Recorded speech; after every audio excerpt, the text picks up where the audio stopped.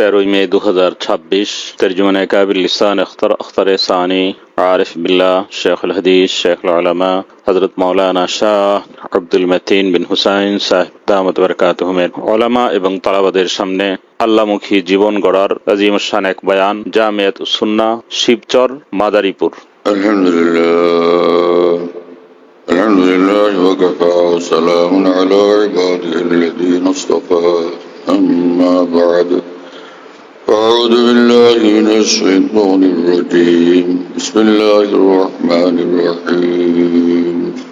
إنما يخشى الله من عباده العلماء. صدق الله مولانا العظيم.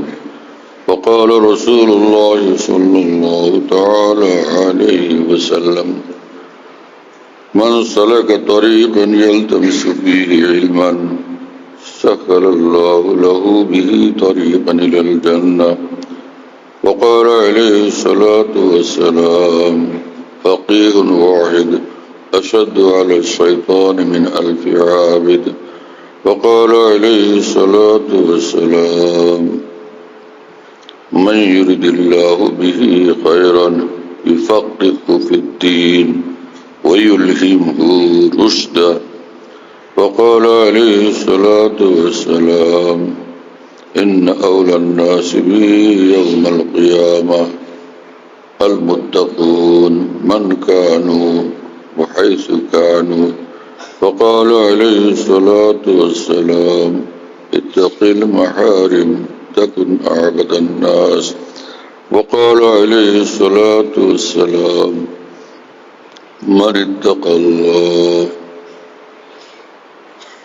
اتقى الله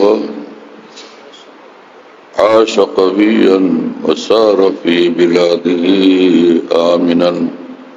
وكما قال رسول الله صلى الله تعالى عليه وسلم. Note রাখো। আল্লাহ পাক জাল্লা জালালু আম্মা নওয়ালু আমাদের সকলকে মাফ করেন, সকল মুসলমানকে মাফ করেন, আমাদেরকে আল্লাহ ওয়ালা বানায় দেন, আউলিয়া সিদ্দিকিন রূপে কবুল করেন, সাহেবে নিসবত আল্লাহ ওয়ালা বানান, আলেমে রব্বানি বানান, ওয়ারিসে আম্বিয়া বানান, ওয়ারিসে উলুম মারিফ ও হায়াত আকাবির দ্বীন বানান।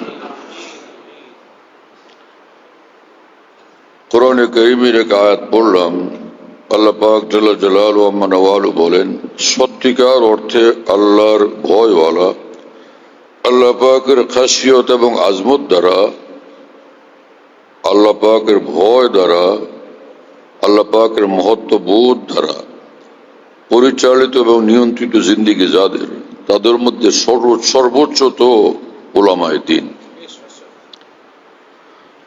তো আলেম তাকে বলে যার মধ্যে ইলম আছে। হ্যাঁ, আলেম তাকে বলে যার মধ্যে ইলম আছে। ইলম কি জিনিস প্রথম এটা বোঝা দরকার। তাফসীরে মাজহারিতে কাজী সানাউল্লাহ পানিপতি রহমতুল্লাহ আলাইহি বলেন যে ইন্নামা ইয়াখশাল্লাহ মিন ইবাদিল উলামা আইল আরিফুনা বিজাতিল্লাহ ওয়া সিফাতিল্লাহ। যে আলেম বলতে তাদেরকে বোঝায় যারা আল্লাহ পাকের জাত এবং সিফাতের মারিফতওয়ালা। হ্যাঁ, আল্লাহ পাকের জাত এবং সিফাতের মারিফত, আল্লাহকে চিনে, আল্লাহকে জানে এবং আল্লাহ পাকের সম্পর্কে খুব ধারণা রাখে কামিল, আর আল্লাহ পাকের গুণাবলী সম্পর্কে সম্যক ওয়াকিফ, খুব জানে, গভীরভাবে জানে। কোরআন হাদিসে যেখানে ইলমের কথা আছে তার মানে হলো যে আল্লাহর দ্বীন সম্পর্কে গভীরতা, গভীর জ্ঞান। শুধু এমনি তর্জমা জানা এটা কোনো একটা বড় জ্ঞান না। আসল জ্ঞান হলো দ্বীনের ব্যাপারে জ্ঞান তখন যেটা সেটা পরিপক্ক হয়, পোক্তা হয়, তখন সেটাকে ইলম বলে। কোরআনে কারীমে রব্বুল আলামিন বলেন যে ইলমের সিফত হলো আর-রাসিখুনা ফিল ইলমি ইয়াকুলুনা আমান্না বিহি, যে যাদের ইলম একদম পাকা, হ্যাঁ, তো তাদের শান হলো আল্লাহ পাক যখনই কিছু বলেন তো প্রতিটি কথার ব্যাপারে, প্রতিটি বিষয়ের ব্যাপারে একদম সারে তসলিম খাম হয়, মেজাজ ইয়ার মেজু আয়। তারা একদম সেটা শতভাগ মেনে নেন। এই যে কামাল এতাআত, কামাল ইনকিয়াদ, বুঝতে পারা এবং গভীরভাবে বুঝতে পারা এবং সেটাকে মানতে পারা, আর মানার মানে সেই মোতাবেক জীবনে তা প্রতিফলিত করা, এটা হলো ইলম। হ্যাঁ, এজন্য হযরত আব্দুল্লাহ ইবনে মাসউদ রাদিয়াল্লাহু তাআলা আনহু বলেন যে মান কানা মিনকুম মুস্তান্নান ফালইস্তান্না বিমান ক্বাদ মাত ফাইনাল হাইয়া লা তু'মানু আলাইহিল ফিতনা উলাইকা আসহাবু মুহাম্মদ সাল্লাল্লাহু আলাইহি ওয়াসাল্লাম কানু আফজাল হাযিল উম্মাহ আবররাহা কুলুবান ওয়া আ'মাকাহা ইলমান ওয়া আকাল্লাহা তাকাল্লুফান।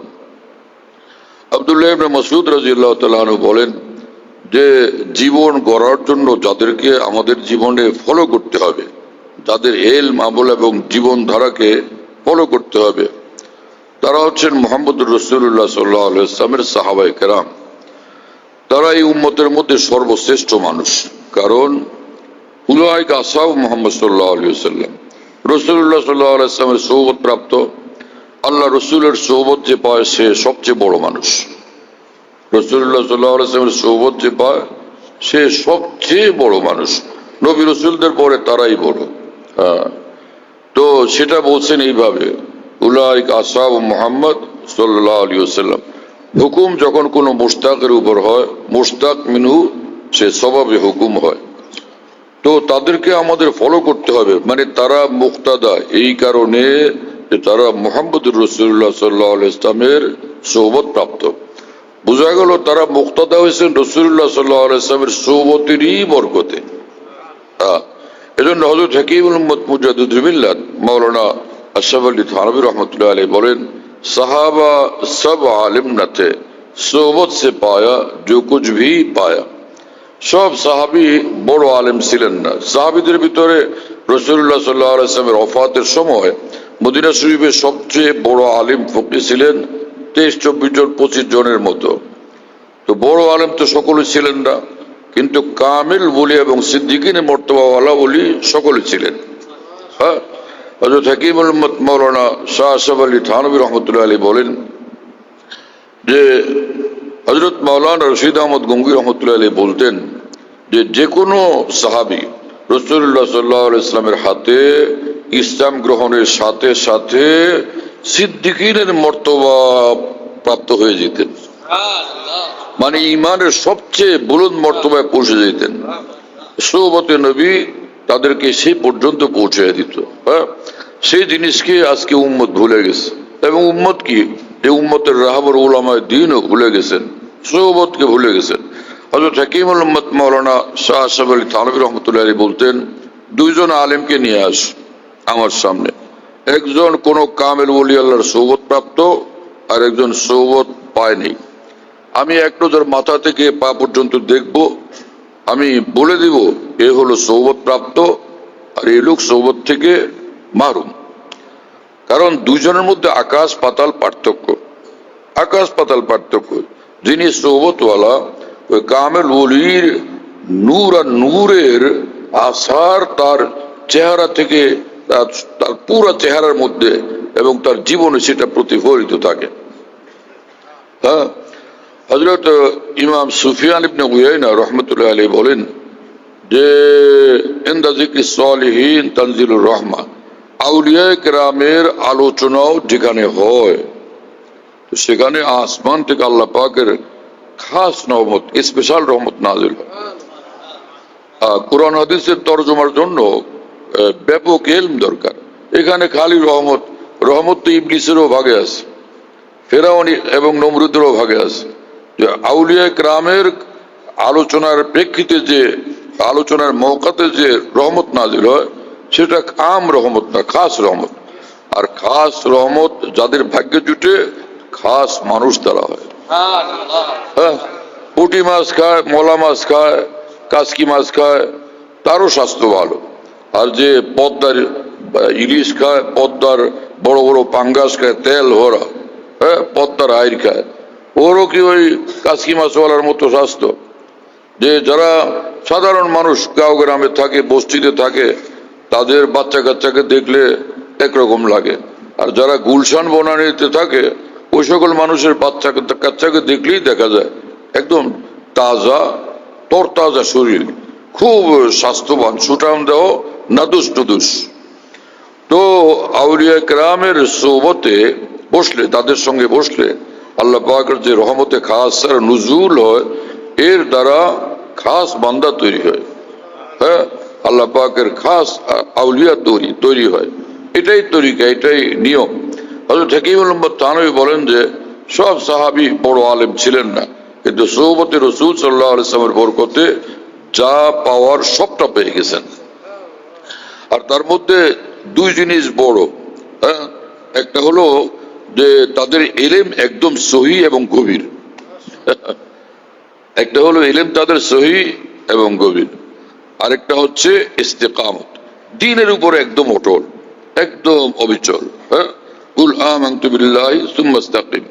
এক সাহাবী আসলেন এবং বললেন, ইয়া রাসূলুল্লাহ, আপনার আল্লাহর দ্বীন সম্পর্কে আপনি আমাদেরকে ব্যাপক কিছু শিক্ষা দিলেন, কিন্তু এত কিছু ইয়াদ রাখবো কিভাবে? আপনি এমন একটা কথা বলেন ওটা ধরি কামিয়াব হয়ে যায়।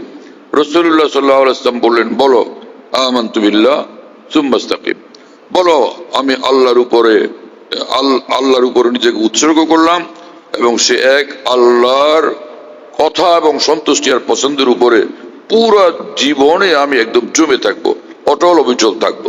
বাস এই কথার উপর জমে থাকো তো তুমি একদম কামিয়াব। ইস্তেকামত বড় জিনিস। আল ইস্তেকামা ফাওকা আলফে কারামা।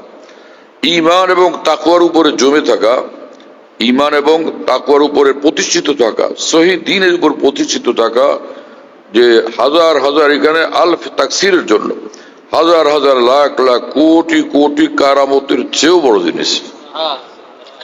আমি এই বিষয়টা পরিষ্কার বলি যে এক বুজুর্গ, তার থেকে সকাল থেকে সন্ধ্যা পর্যন্ত 1000 কারামত প্রকাশ পায়, অলৌকিক ঘটনা প্রকাশ পায়। হ্যাঁ, আর একজন মুসলমান খালি মেসওয়াক করলো, এই 1 কোটি কারামতের চেয়ে এই একটা সুন্নতের উপর আমলের মর্তবা বেশি, তাকওয়ার উপরে প্রতিষ্ঠিত থাকার মর্তবা বেশি। কথা বুঝতেছেন প্রিয় বন্ধুরা? আমরা তো দিন শিখি খালি তরজমা পড়ে, এইভাবে তো দিন শিখা যায় না। হযরত হাকিমুল উম্মত মুজাদ্দিদুল মিল্লাত মাওলানা শাহ আশরাফ আলী থানভী রাহমাতুল্লাহি আলাইহি বলেন যে কোরআন সুন্নাহর ইলমের পরিপক্কতা, পুখতেগি, এটা অর্জনের জন্য 3 জিনিস দরকার। একটা হচ্ছে উলুমে আরবিয়তে পুখতেগি, আরেকটা হচ্ছে তাকওয়ার উপরে প্রতিষ্ঠিত থাকা, আরেকটা হলো সোহবতে আহলুল্লাহ। হ্যাঁ, উলুমে আরবিয়ত কি জিনিস? এই যে আরবি লুগাত, এগুলো ব্যাপক জানা, খুব জানা এবং পাকাপাকি ভাবে জানা। কোনটার কি অর্থ, কালার অর্থ কি, ক্বালা লাহুর অর্থ কি, ক্বালা আলাইহির অর্থ কি, ক্বালা ফির অর্থ কি, রাগিবা ইলাইহির অর্থ কি, রাগিবা ফির অর্থ কি, রাগিবা আনহুর অর্থ কি। এইরকম ভাবে লুগাত সম্পর্কে একদম গভীর জ্ঞান রাখা। রাগিবা ইলাইহি, তার প্রতি আকৃষ্ট হওয়া। রাগিবা ফির, এর ভিতরে খুব মন লাগা, দিল লাগা। আর রাগিবা আনহু, মুতানাফির হওয়া, বিরক্ত হওয়া, এর থেকে ফিরে আসা, এরাজ করা। তো মানে আরবি লুগাত সম্পর্কে একদম পাকা জ্ঞান রাখা, পরিপক্কতা অর্জন করা। কামুলা মানে সে কামেল হওয়া, পূর্ণ হওয়া। আকমালা মানে পূর্ণ করা, আর ইস্তাকমালা মানে একদম এতটা পূর্ণ করা আর কোনো কমতি বাকি না থাকে। যেমন রাসূল আকরাম সাল্লাল্লাহু আলাইহি ওয়াসাল্লাম বলেন যে মান আহাব্বা লিল্লাহ ওয়া আবগাযা লিল্লাহ, হ্যাঁ, মান আহাব্বা লিল্লাহ ওয়া আবগাযা লিল্লাহ ওয়া আতা লিল্লাহ ওয়া মানা লিল্লাহ ফাকাদ ইস্তাকমালাল ঈমান। এই প্রথম 2টা কথা যে ছিল 4টা, এটা হলো শুধু তামসিল। এর অর্থ কি? মোল্লা আলী কারি রহমতুল্লাহ আলাইহি বলেন যে ভালোবাসে আল্লাহর জন্য, কারো প্রতি বিদ্বেষ পোষণ করে শুধু আল্লাহর জন্য, কাউকে দেয় আল্লাহর জন্য, কাউকে দেয় না আল্লাহর জন্য। এরপরে হলো আরো সব, সে হাসে আল্লাহর জন্য, সে কাঁদে আল্লাহর জন্য, তার সকাল আল্লাহর জন্য, তার সন্ধ্যা আল্লাহর জন্য, তার দিন আল্লাহর জন্য, তার রাত আল্লাহর জন্য, তার জীবনটা আল্লাহর জন্য। ইন্না সালাতি ওয়া নুসুকি ওয়া মাহইয়ায়া ওয়া মামাতি লিল্লাহি রাব্বিল আলামিন লা শারীকা লাহু ওয়া বিযালিকা উমিরতু ওয়ান আউয়ালুল মুসলিমিন। আমার জীবন, আমার মরণ, আমার নামাজ, আমার রোজা, আমার জিকির, আমার তেলাওয়াত, আমার সকাল, আমার সন্ধ্যা, আমার সবকিছু এক আল্লাহর জন্য চূড়ান্ত ভাবে এবং পূর্ণাঙ্গ ভাবে উৎসর্গিত। যে এরই মর্মে এক হাদিস শরীফ রাসূল আকরাম সাল্লাল্লাহু আলাইহি ওয়াসাল্লাম বলেন, সকাল হলে বলো এই, সন্ধ্যা হলে বলো এই, আসবানা লিল্লাহি, আসবানা ওয়া আসবাল মুলকু লিল্লাহ, আসবানা আলা ফিতরাতিল ইসলাম ওয়া কালিমাতিল ইখলাস ওয়া আলা দ্বীনে মুহাম্মদ সাল্লাল্লাহু আলাইহি ওয়াসাল্লাম ওয়া আলা মিল্লাতি আবিনা ইব্রাহিম হানিফা ওয়া মা কানা মিনাল মুশরিকিন। যে আমার আজকে যে আমার ভোর হলো, আমার এই জীবন আল্লাহর জন্য উৎসর্গিত। আসবানা আলা ফিতরাতিল ইসলাম, আমার জীবনটা, আমার এই সকাল, আমার দিন, এটা ইসলামী চরিত্র নিয়ে, ইসলামী জীবন ধারা নিয়ে, ইসলামী পরিচয় নিয়ে, ইসলামের বৈশিষ্ট্য বলে নিয়ে, হ্যাঁ, আলা ফিতরাতিল ইসলাম ও কালিমাতিল ইখলাস। এবং আমার এই যে ইসলাম, এর মূল বিষয় হলো তাওহীদ। আমি এক আল্লাহকে জানি, এক আল্লাহকে মানি, এক আল্লাহকে গভীর ভাবে আমি বিশ্বাস করি। শেখ হদিস মাওলানা জাকারিয়া রহমাতুল্লাহ আলাইহি বলেন যে তাওহীদ চিনো তোমরা। তাওহীদ এই জিনিস যে কিয়ামতের ময়দানে বান্দা যখন আল্লাহ পাকের সামনে হাজির হবে, তো তখন এই বান্দাকে এক নজর আল্লাহ পাক দেখলেই বলবে যে ও হো, তো আমার দেওয়ানা, ও তো আমাকে ছাড়া কিচ্ছু জানে না, কিচ্ছু বোঝে না। কোরআনে যার নাম হলো ইয়া আইয়াতুন নাফসুল মুতমাইন্না, হে বান্দা, যে আমাকে ছাড়া কিছু বুঝতে না, আমাকে নিয়ে তোমার কারার এবং ইতমিনান, আমাকে নিয়ে তোমার সুকুন, আমাকে নিয়েই তোমার শান্তি এবং আরাম। তো তোমার কাজ হলো ইরজি ইলা রব্বিক, পয়লা তো এই যে তোমার আল্লাহকে তুমি বুঝানো, আমার জন্য ফেদা ছিলে, পয়লা এই যে তুমি আমাকে বুঝানো। ইরজি ইলা রব্বিকি রাযিয়াতাম মারযিয়া, আমি তোমার উপর খুশি, তুমি যেমন আমার উপর খুশি। তুমি আমার পায়ে খুশি, আমি তোমাকে পায়ে খুশি। হ্যাঁ, আমার তো পছন্দের বান্দা তুমি। ফাদখুলি ফি ইবাদি ওয়াদখুলি জান্নাতি, এবং তোমার এরপরের পুরস্কার হলো যে তুমি আমার আশিক দেওয়ানা, আমার আউলিয়া, আমার আম্বিয়া জান্নাতে তাদের সঙ্গে সাক্ষাৎ করো, প্রথম তাদের সঙ্গে সাক্ষাৎ করো। এটা হলো প্রথম পুরস্কার, ওয়াদখুলি জান্নাতি। এরপরে আমার জান্নাত তোমাকে দিয়ে দিলাম, তোমাকে বুঝাইয়া দিলাম, সেই জান্নাতে প্রবেশ করো। এই আয়াতে পাকের আলোকে শাহ আব্দুল গনি ফুলপুর রহমতুল্লাহ আলাইহি বলতেন, এই আয়াত প্রমাণ করে যে আউলিয়াদের মর্তবা জান্নাতের চেয়ে অনেক ঊর্ধ্বে। কারণ আল্লাহ পাক একই আয়াতের মধ্যে আউলিয়া এবং জান্নাত দুইটার আলোচনা করছেন। প্রথম নম্বরে আউলিয়াদের কথা, তারপরে জান্নাতের কথা বলছেন। এই জন্য ইমাম শাফি রহমতুল্লাহ আলাইহি বলতেন, যখন থেকে আমি জানলাম যে জান্নাতের মধ্যে নিজের দিনদার আউলিয়াউল্লাহ, মানে দিনদার বন্ধু বান্ধবের সঙ্গে মোলাকাত হবে। দিনদার বন্ধু বান্ধব, চোরের নাম তো বন্ধু বান্ধব না, হ্যাঁ, আল্লাহওয়ালা বন্ধু বান্ধব, তাদের সঙ্গে সাক্ষাৎ হবে। যেদিন থেকে আমি কথা জানলাম, সেদিন থেকে জান্নাতের প্রতি আমার ব্যাকুলতা বৃদ্ধি পেয়ে গেছে। ইমাম শাফি রহমাতুল্লাহর মতো মানুষই কথা বলেন। আল্লাহ তাআলা আমাদেরকে মাফ করেন।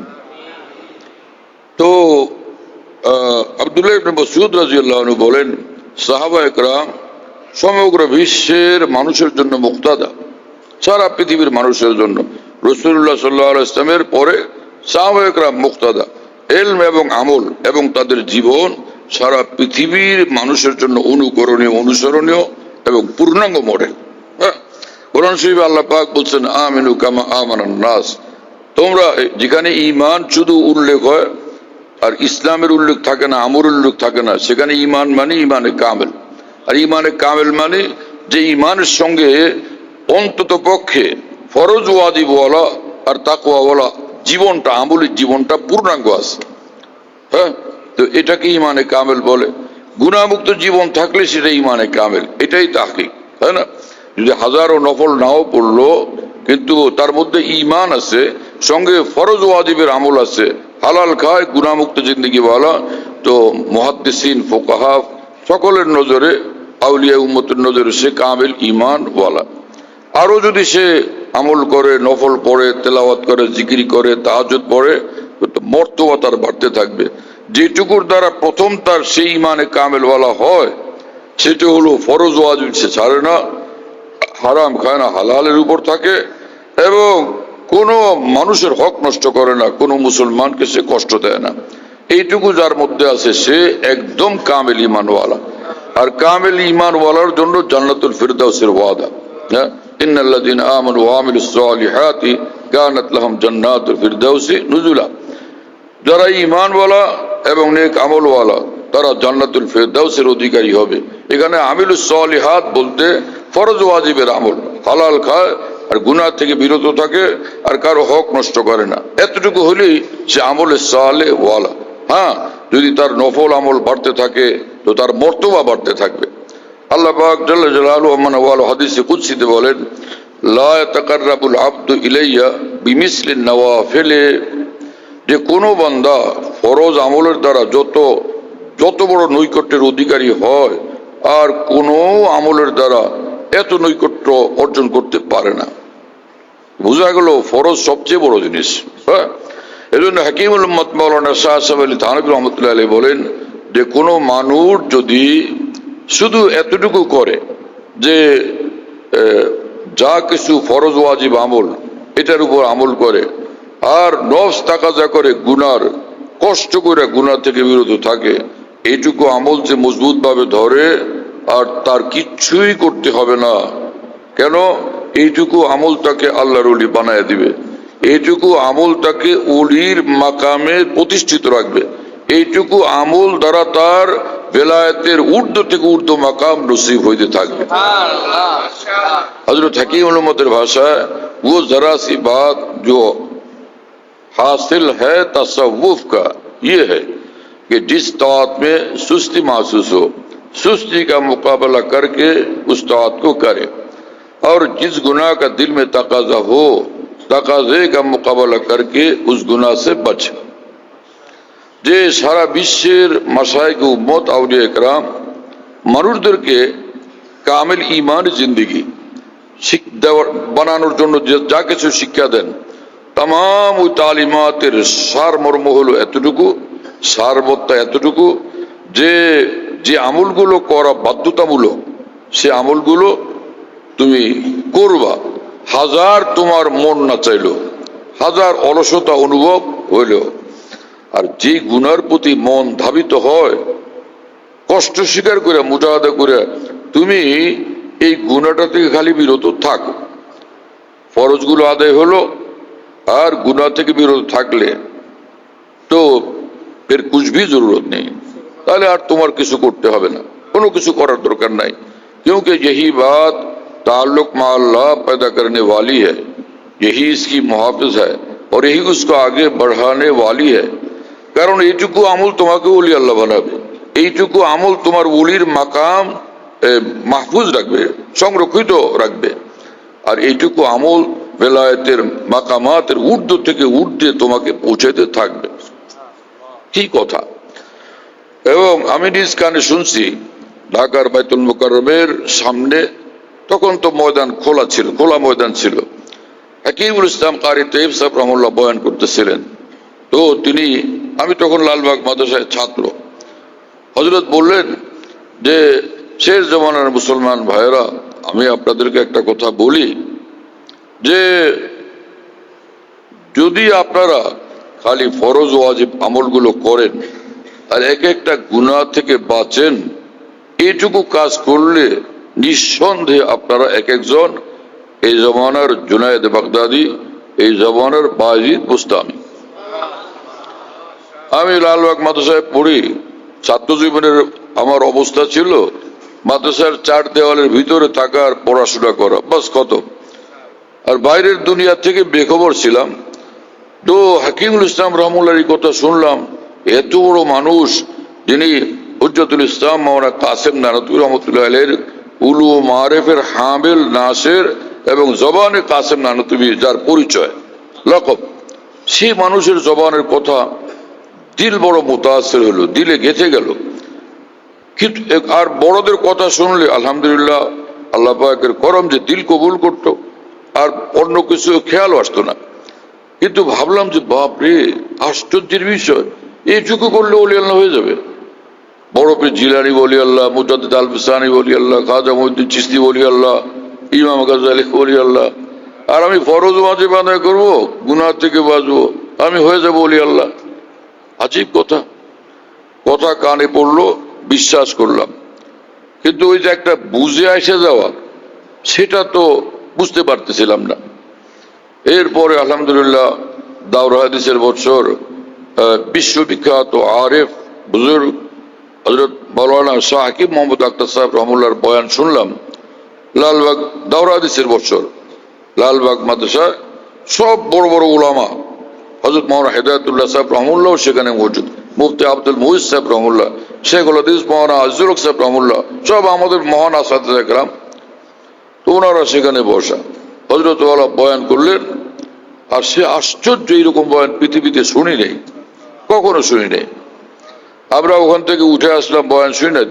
হযরত বয়ানের মধ্যে বললেন, দুনিয়া জালালউদ্দিন রুমি সে খালি নেই হ্যায়, দুনিয়া শামসুদ্দিন তাবরিজি সে খালি নেই হ্যায়। কি রকম কথা! ওখান থেকে উঠে এসে আমার উস্তাদ মাওলানা আব্দুল মজিদ ঢাকা হুজুর রহমাল্লাহ, যিনি হাকিমুল মতে সুদীর্ঘ সোহবত প্রাপ্ত, সেই জমানার দারুল দেওবন্দের আকাবিরের শাগির্দ, হাকিমুল মতে সুদীর্ঘ সোহবত প্রাপ্ত, তিনি আমাদের সবকে আসলেন এবং বললেন যে দেখো, যে আমি সবকে বলেন নাই, পরে বলছিলেন, আমাকে বলছিলেন যে দেখো হযরত ওয়ালা বলেন কি, যে দুনিয়া শামসুদ্দিন তাবরিজি থেকে খালি না, জালালউদ্দিন রুমি থেকে খালি না। আমি হযরতের কাছে দরখাস্ত লিখছি, আপনি জালালউদ্দিন রুমি, আপনি শামসুদ্দিন তাবরিজি, আমাকে বায়াত করেন। এবং ঢাকু হুজুর আমাকে বললেন একলা একলা দাঁড়ায়, বললেন যে দেখো হাকিমুল উম্মতের ওখান থেকে আসছি, ওর আর কোথাও দিল লাগে না, কোথাও দিল লাগে না। হ্যাঁ, অপেক্ষায় ছিলাম যে কোন জালালউদ্দিন রুমিকে পাইলে বায়াত হবো। আমার দিল গাওয়াহি দেয়, ইনি জালালউদ্দিন রুমি, বায়াত হয়ে গেছে। আমার উস্তাদ মাওলানা সালাউদ্দিন সাহেব রহমতুল্লাহ আলাইহি আমাকে ডাকলেন, খবর দিলেন। আমি বুঝলাম যে এই বুজুর্গের সঙ্গে বায়াত করাবেন। তা আমি মাওলানা সালাউদ্দিন সাহেব রহমতুল্লাহর সঙ্গে আমার স্থায়ী তাল্লুক ছিল সর্বেকায়া থেকে। তা আমি ভাবলাম একজন থেকে যা পাইতেছি এটা এখনো তো শেষ করতে পারিনি, আরেক জায়গায় যাওয়ার কি অর্থ হয়। তা আমি যাইনি। পরে কয়েকজনে দৌড়ে আসছে, বলে যে হুজুর ভীষণ খেপছেন আপনার উপরে, ওরে ডাকে আসে না কেন। আমি দৌড়, একদম ভীষণ দৌড় দিছি। দেখলাম যে দফতরে ইহতিমাম লালবাগের সেদিক থেকে সিঁড়ি থেকে হুজুর তীব্র গতিতে নামতেছেন, বিদ্যুৎ গতিতে।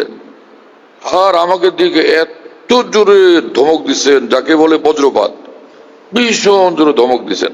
কোথায় ছিলা তুমি? এত খুঁজতেছি পাই না। আমি তো যা বলার ছিল আর বলার কোনো সুযোগ নেই, যাও হযরতের কাছে বায়াত। আল্লাহ তাআলা এই আল্লাহ ওয়ালাকে জান্নাতুল ফিরদাউসের সর্বোচ্চ মাকাম দেন।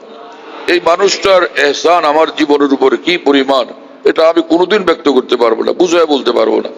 আমার সমগ্র জীবনের উপর তার এহসান, হযরত মাওলানা সালাউদ্দিন সাহেব রহমতুল্লাহ। আর তার জীবনের উপর সবচেয়ে বড় এহসান হযরত মাওলানা শামসুল হক ফরিদপুর রহমতুল্লাহ আলাইহি। আমার এই উস্তাদ যখনই কোনো কথা বলতেন নসিহতমূলক, হযরত মাওলানা শামসুল হক ফরিদপুর রহমতুল্লাহর নাম আসলেই ফুফায় ফুফায় কাঁদতে থাকতেন, দুই চোখ থেকে অশ্রু ধারা প্রবাহিত হইতো। আমি তখন সরেজামি পড়ি, হ্যাঁ কাফিয়া পড়ি, সরজামি পড়ি। ভাবতাম যে কি হলো, এই মানুষ কে যার কথা বলতে তিনি এত কাঁদেন। পরে তো ধীরে ধীরে জানলাম যে আহা কত বড় মানুষ। হযরত মাওলানা শামসুল হক ফরিদপুর রহমতুল্লাহ আলাইহির কথা আসলো, তাই একটু বলি। কি আর আমাদের আহলুল্লাহ আকাবিরদের কথা আলোচনা করা। আল্লাহ পাক তাদের ফয়জ ও বারাকাত, তাদের ঈমানের নূরে কামেল আমাদেরকে নসিব করেন, তাদের দ্বীনে কামেলের নূর আল্লাহ আমাদের জীবনে দান করেন।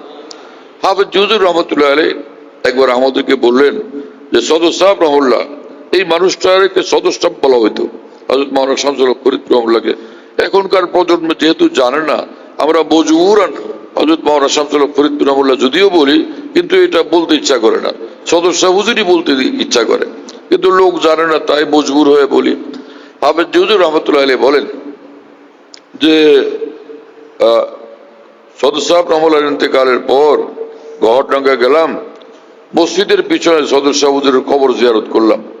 রাত্রিবেলা মসজিদের পাশে, কবরের পাশে হেফজখানায় শুয়ে থাকলাম। কিরে এত খুশবু কোত্থেকে আসে? এই খুশবু তো কোনো দোকানে পাওয়ার খুশবু মনে হচ্ছে না। খুশবু কিসের? আমি উঠলাম এবং সদর শাহ হুজুরের কাঁচা কবরের কাছে গেলাম, কবরের মাটি হাতে নিয়ে ছুঁয়ে দেখি এই কবরের মাটি থেকেই খুশবু আসতেছে। আল্লাহ একবার, কি মানুষ ছিলেন তারা, সুবহানাল্লাহ। মুফতি শফি সাহেব রহমতুল্লাহ আলী হযরত মাওলানা শামসুল হক ফরিদপুর রহমাতুল্লাহকে বলছেন, ভাই আপনি নিজেকে এত গোপন করছেন, এত বেশি গোপন করছেন, আপনি তো হাকিম উম্মতের নিশ্চয়ই খেলাফত পাওয়ার যোগ্য, কিন্তু হযরত আপনাকে খেলাফত দেন নাই, আপনার সাথে হাফিজ হুজুরকে খেলাফত দিয়েছেন। আপনি নিজেকে এত লুকাইছেন, এত গোপন করছেন ভাই। আর হাফিজ হুজুর রহমতুল্লাহ খেলাফত প্রাপ্ত ছিলেন, সদর শাহ হুজুর হাকিম উম্মতের খেলাফত প্রাপ্ত ছিলেন না। কিন্তু এত ছোট্ট হযরত হাফিজ হুজুর রহমতুল্লাহ সারা জীবন বলতেন, আমার বড় ভাই শামসুল হক সাহেব, আমার বড় ভাই সদর শাহ হুজুর। হাফিজ হুজুর সারা জীবন সদর শাহ হুজুরকে শ্রদ্ধা করতেন। এই হলো আমাদের আকাবির দিনের শান। আবদিয়ত ফানাইয়ত তাদের জীবনের শ্রেষ্ঠ দৌলত। कुछ हो ना मेरा जिल्लत खारी का सबब है, ये है मेरा एजाज कि मैं कुछ भी नहीं हूँ, और इस पर है मुझे नाज कि मैं कुछ भी नहीं हूँ। আমাদের মহান আকাবের দিনের জীবনের শ্রেষ্ঠ বৈশিষ্ট্য হলো পৃথিবীর শ্রেষ্ঠ আলেম, শ্রেষ্ঠ ফকির, শ্রেষ্ঠ ওলি অসত্য নিজেকে মনে করতেন আমি কিচ্ছুই না। হুজ্জতুল ইসলাম মাওলানা কাসেম নানতুবি রহমতুল্লাহ বলতেন যে 2 হরফ ইলমে দ্বীন শেখার কারণে মানুষ আমাকে চিনে, জানে এবং আসে। আমি মজবুর হই দ্বীনের কথা, ইলমের কথা তাদেরকে বলতে। যদি আমার ইলমে দ্বীনের 2 হরফের পরিচয়টা আমার গায়ে, আমার জীবনে না লাগতো, তো দুনিয়া থেকে এইভাবে চলে যেতাম, किसी को पता भी न चलता कि कासिम नाम का कोई इस मोहल्ले में आया भी था। দুনিয়ার কোনো মানুষ জানতো না কাসেম নামের একটা লোক এই মহল্লায় আসছিল, এই বস্তিতে, ইস বস্তি মে আয়া থা, এই বস্তিতে আসছিল। একটা লুঙ্গি পরতেন উপরে আর একটা লুঙ্গি নিচে পরতেন, 2 লুঙ্গি, এইভাবে চলতেন। মানুষ দেখলে মনে করতো কোন আম মানুষ। কেউ হযরতকে এরকম আলেমে দ্বীন মনে করবার কোনো সুযোগই থাকতো না। এইরকমও কত ঘটনা বলি আছে। আর ওয়াই সালাসা কিতাবে আছে যে হুজ্জতুল ইসলাম মাওলানা কাসেম নানতুবি পৃথিবীর শ্রেষ্ঠ আলেমে দ্বীন ছিলেন। মাওলানা রশিদ আহমদ গঙ্গুই রহমতুল্লাহ আলাইহি বলতেন যে মাওলানা গঙ্গুই সেই মানুষ। হাকিমুল উম্মত থানভী বলতেন, আমি হাজী ইমদাদুল্লাহ সাহেব রহমতুল্লাহর হাতে বায়াত হয়েছি মাওলানা গঙ্গুইর কারণে। আমি দেখলাম যে মাওলানা গঙ্গুই আমার নজরে পৃথিবীর সবচেয়ে বড় আলেম, আর তিনি হাজী ইমদাদুল্লাহ সাহেবের হাতে বায়াত, তাহলে তিনি কত বড়, সেজন্য আমি গিয়ে ওখানে বায়াত হয়েছি। আর মাওলানা কাসেম নানতুবি রহমতুল্লাহ আলাইহি বলতেন, लोग हाजी साहब के पास जाते हैं उनकी बुजुर्गी देखकर, और कासिम उनके पास जाता है और दबता है कि हजरत का इल्म देखकर, हाजी साहब का इल्म देखकर। মানুষ, দুনিয়ার মানুষ হাজী ইমদাদুল্লাহ সাহেবের নিকট যায়, সে হাজী সাহেবের বুজুর্গি দেখে, আল্লাহ রে কত বড় বুজুর্গ, ওনার বুজুর্গির ঘটনা বলি আজিব আজিব অনেক। তো আমি যাই সেখানে হযরতের ইলম দেখে, কত বড় আলেম তিনি, আজীব মামলা। আর ওইদিকে মাওলানা কাসেম নানতুবি রহমতুল্লাহ আলাইহি একবার বললেন হযরত মাওলানা রশিদ আহমদ গঙ্গুইকে যে মাওলানা কাসেম নানতুবি রহমতুল্লাহ বললেন যে আপনাকে আল্লাহ কি বানাইছে? আল্লাহ রে, আল্লাহ রে আল্লাহ, এত বড় ফকির। হ্যাঁ, আল্লামা আনোয়ার শাহ কাশ্মীর রহমতুল্লাহ বলতেন ইবনে আবিদিন স্বামীর চেয়ে হযরত মাওলানা রশিদ আহমদ গঙ্গুই বড় ফকির ছিলেন আর উচ্চ মানের ফকির ছিলেন। হযরত মাওলানা কাসেম নানতুবি তাই বললেন, তা আপনার ফিকহ দেখা, তা আপনি যে কত বড় ফকির এটা দেখা তো আমার বড় ঈর্ষা লাগে, বুঝে রাস কোথায়, আমার বড় ঈর্ষা লাগে। সাথে সাথেই হযরত মাওলানা গঙ্গুই বললেন, আমি কয়টা মসলা মাসাইল মুখস্থ হয়েছে তা আপনার ঈর্ষা লাগতে শুরু করছে। আর আপনার ইলম তো এই পরিমাণ যে আপনার ইলমের উচ্চতা আমি যখন দেখতে চাই আমার মাথার টুপি পড়ে যাবে পিছন থেকে, এত উঠছে আপনার ইলম। আর আমার তো কোনোদিন একটু ঈর্ষা লাগে না, কারণ আমি জানি যে এই পর্যন্ত আমার পৌঁছা সম্ভবই না, আমি ঈর্ষা করে লাভটা কি? কি মানুষ! হ্যাঁ, হাকিমুল উম্মত থানভী ওনাদের দুজনের সম্পর্কে বলতেন, আমার এই হযরত ইমাম গজ্জালি, ইমাম ফখরুদ্দিন রাজি সে কম না থে। আমাদের এই মহান আকাবির তারা ইমাম গজ্জালি, ইমাম ফখরুদ্দিন রাজি থেকে কোনো অংশেই কম ছিলেন না। মাওলানা আব্দুল বারী নদভী রহমতুল্লাহ আলাইহি বলেন হাকিমুল উম্মত থানভীর উলুম মারিফ সম্পর্কে যে হাকিমুল উম্মত মাওলানা থানভীর উলুম মারিফ দেখলে মনে হয় এই মানুষ নিশ্চয়ই ইমাম গাজ্জালির চেয়ে অনেক ঊর্ধ্বের মাকামের ছিলেন। এই কয়েকদিন আগে দেখলাম এই মৌলভী, মন তো বলতো এই কথা হামেশা, কিন্তু কারো রেফারেন্সে বলতে চাইতাম। শুনতেছেন প্রিয় বন্ধুরা, আমাদের কি আকাবের দিন, আমরা কোথায় আছি, কোথায় ঘুমায় মরতেছি আমরা, এই হলো আমাদের অবস্থা। হ্যাঁ, এত আমাদের মহান আকাবের দিন, তাদের পরিচয় আমাদের জীবনের শ্রেষ্ঠ পরিচয়, আর সেই সব বাদ দিয়া কোথায় জংলা ঝাড়ে আমরা দৌড়ে বেড়াইছি। তো ভারতে এক কবি ছিলেন রমজি আটাবি রহমতুল্লাহ আলী। হ্যাঁ, হাকিমুল উম্মত থানফির যে হাতে গড়া মানুষ হযরত হাকিমুল উম্মতের মুজাহির খোলাফায়ে কেরাম, তাদের সম্পর্কে বিখ্যাত কবি রমজি আটাবি বলছিলেন, ये खुद्दाम शरीयत है जो मानंदे पैगंबर है। এই শরীয়তেরই খাদেম, এদেরকে দেখলে মনে হয় এক একজন সে, ভাই মাইকের আওয়াজ একটু বাড়ান, না হলে কথা বলতে কষ্ট হয়। ये खुद्दाम शरीयत है जो मानंदे पैगंबर है, वो दरिया कैसा होगा जिसके ये कतरे समंदर है। যে হাকিমুল উম্মতের খোলাফায়ে কেরাম, আল্লাহর দ্বীনের খাদেম, এক একজনকে দেখলে মনে হয় যেন এক একজন নবী। হ্যাঁ, নবী না, কিন্তু নবীর মতো লাগে এইরকম। আর সেই দরিয়া তাহলে কত বিশাল, যেই দরিয়ার এই এক এক ফোঁটা এত সুবিশাল। হ্যাঁ, যেই দরিয়ার এক এক ফোঁটা এক এক সমুদ্র, সেই দরিয়া তাহলে কত সুবিশাল হবে। কি মানুষ ছিলেন এই সকল আকাবির দিন। আমার প্রিয় বন্ধুরা, জীবনের শ্রেষ্ঠ সম্পদ আকাবির দিনের মহব্বত, আকাবির দিনের আজমত, আকাবির দিনের আদব, আকাবির দিনের ইত্তেবা।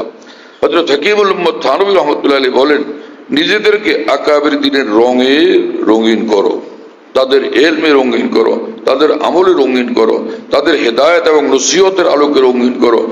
এমনকি তাদের রফতার, তাদের গুফতার, তাদের কিরদার, তাদের লেবাস, তাদের পোশাক, সবটা এটাকে অনুসরণ করো, ফলো করো।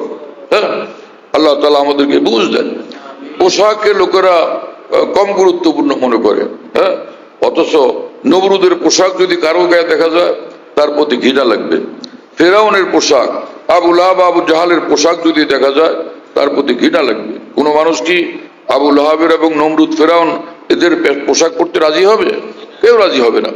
আর যদি এর বিপরীতে ইব্রাহিম আলাইহিস সালামের পোশাক হয়, মুসা আলাইহিস সালাম, ঈসা আলাইহিস সালামের পোশাক হয়, তো সেটা কি? এজন্য এর উপরে সমস্ত উম্মতের এজমা যে লেবাসে সালিহিন মুতাবাররাক। হ্যাঁ, আল্লাহ পাকের যারা খাস বান্দা, আম্বিয়া কেরাম, আউলিয়া কেরাম, তাদের পোশাক আদিও বরকতময়। এবং তার বলিষ্ঠ দলিল হলো যে ইমাম শাফি রহমতুল্লাহ আলাইহির নিকট ইমাম আহমদ ইবনে হাম্বল রহমতুল্লাহর নিকট থেকে সাক্ষাৎ করে একটা লোক আসছেন। আয়েশা বললেন যে হযরত ইমাম আহমদ ইবনে হাম্বলের নিকট গেলাম, তিনি তার কুর্তাটা আপনাকে হাদিয়া দিয়েছেন। ইমাম শাফি রহমতুল্লাহ আলাইহি বললেন, এটা আহমদ ইবনে হাম্বলের গায়ের কুর্তা? বলে হ্যাঁ। মানে তার গায়ের থেকে খুলে দিয়েছেন তিনি? বলে হ্যাঁ। তার কুর্তার শরীরের মাঝখানে কি অন্য কোনো পোশাক ছিল না? বলে না, আর কোনো পোশাক ছিল না। ইমাম শাফি রহমতুল্লাহ এতটুকু শোনার পরে সে কুর্তাটাকে চোখে লাগাইলেন, বুকে জড়ায় ধরলেন এবং চুমু খাইতে থাকলেন। এরপর তিনি জোশের সাথে বললেন যে এই কুর্তা ধুয়ে নিয়ে আসো, পানিটা হেফাজত করে নিয়ে আসো, কুর্তা ধোয়া পানি, আমি পানি পান করব। আমার আকীদা, আমার এতেকাদ, আমার বিশ্বাস যে আহমদ ইবনে হাম্বলের কুর্তা ধোয়া পানি পান করলে আমার রোগ ব্যাধির সব সেবা হয়ে যাবে। ইমাম শাফি রহমতুল্লাহ আসলাফে উম্মতের আমল এবং কাউল আমাদের জন্য দলিল। কথা বুঝতেছেন প্রিয় বন্ধুরা? এজন্য উম্মতের উপরে, উলামাদের উপর জিম্মাদারি যে আসলাফের কোনো কাউল, কোনো আমল এটা যদি বাহ্যিকভাবে শরীয়তের খেলাফ মনে হয়, তো এটার শরীয়তের ভিত্তির উপরে ভিত্তি করে এটার জবাব দেওয়া উলামায়ে দ্বীনের দায়িত্ব। এজন্য হাকিমুল উম্মত থানভী রহমতুল্লাহ আলাইহি ভারত উপমহাদেশের চিশতিয়া তরিকার যত আরেফিন গুজরে গেছেন, তাদের বিভিন্ন জনের বিভিন্ন জাহেরি আমলের উপরে যে সকল বাহ্যিকভাবে এশকাল হয়, সবগুলোর উত্তর দিয়েছেন হাকিমুল উম্মত থানভী। আমার সেটা মোতালা করার তৌফিক হয়েছে।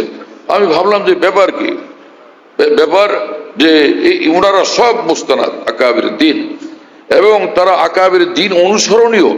তাদেরকে আমাদের মানতে হবে। এর দলিল রাসূলুল্লাহ সাল্লাল্লাহু আলাইহি ওয়াসাল্লাম হাদিস শরীফ, যে হাদিস শরীফ মুস্তাদরাকে হাকিমে আছে, মুজামে তাবারানীতে আছে, মনে হয় ইবনে হিব্বানে আছে, আরো বিভিন্ন কিতাবে আছে।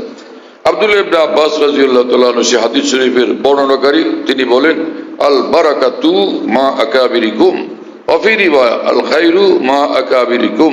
কি অর্থ হলো যে রাসূলুল্লাহ সাল্লাল্লাহু আলাইহি ওয়াসাল্লাম বলেন তোমাদের জীবন গড়বে যেটা দ্বীনি কল্যাণে ভরপুর হবে, সেই মুকাম্মাল দ্বীনি কল্যাণে জীবনকে, দুজাহানকে ভরপুর এবং কামিয়াব করার রাস্তা হলো আকাবির দ্বীনের রাস্তা।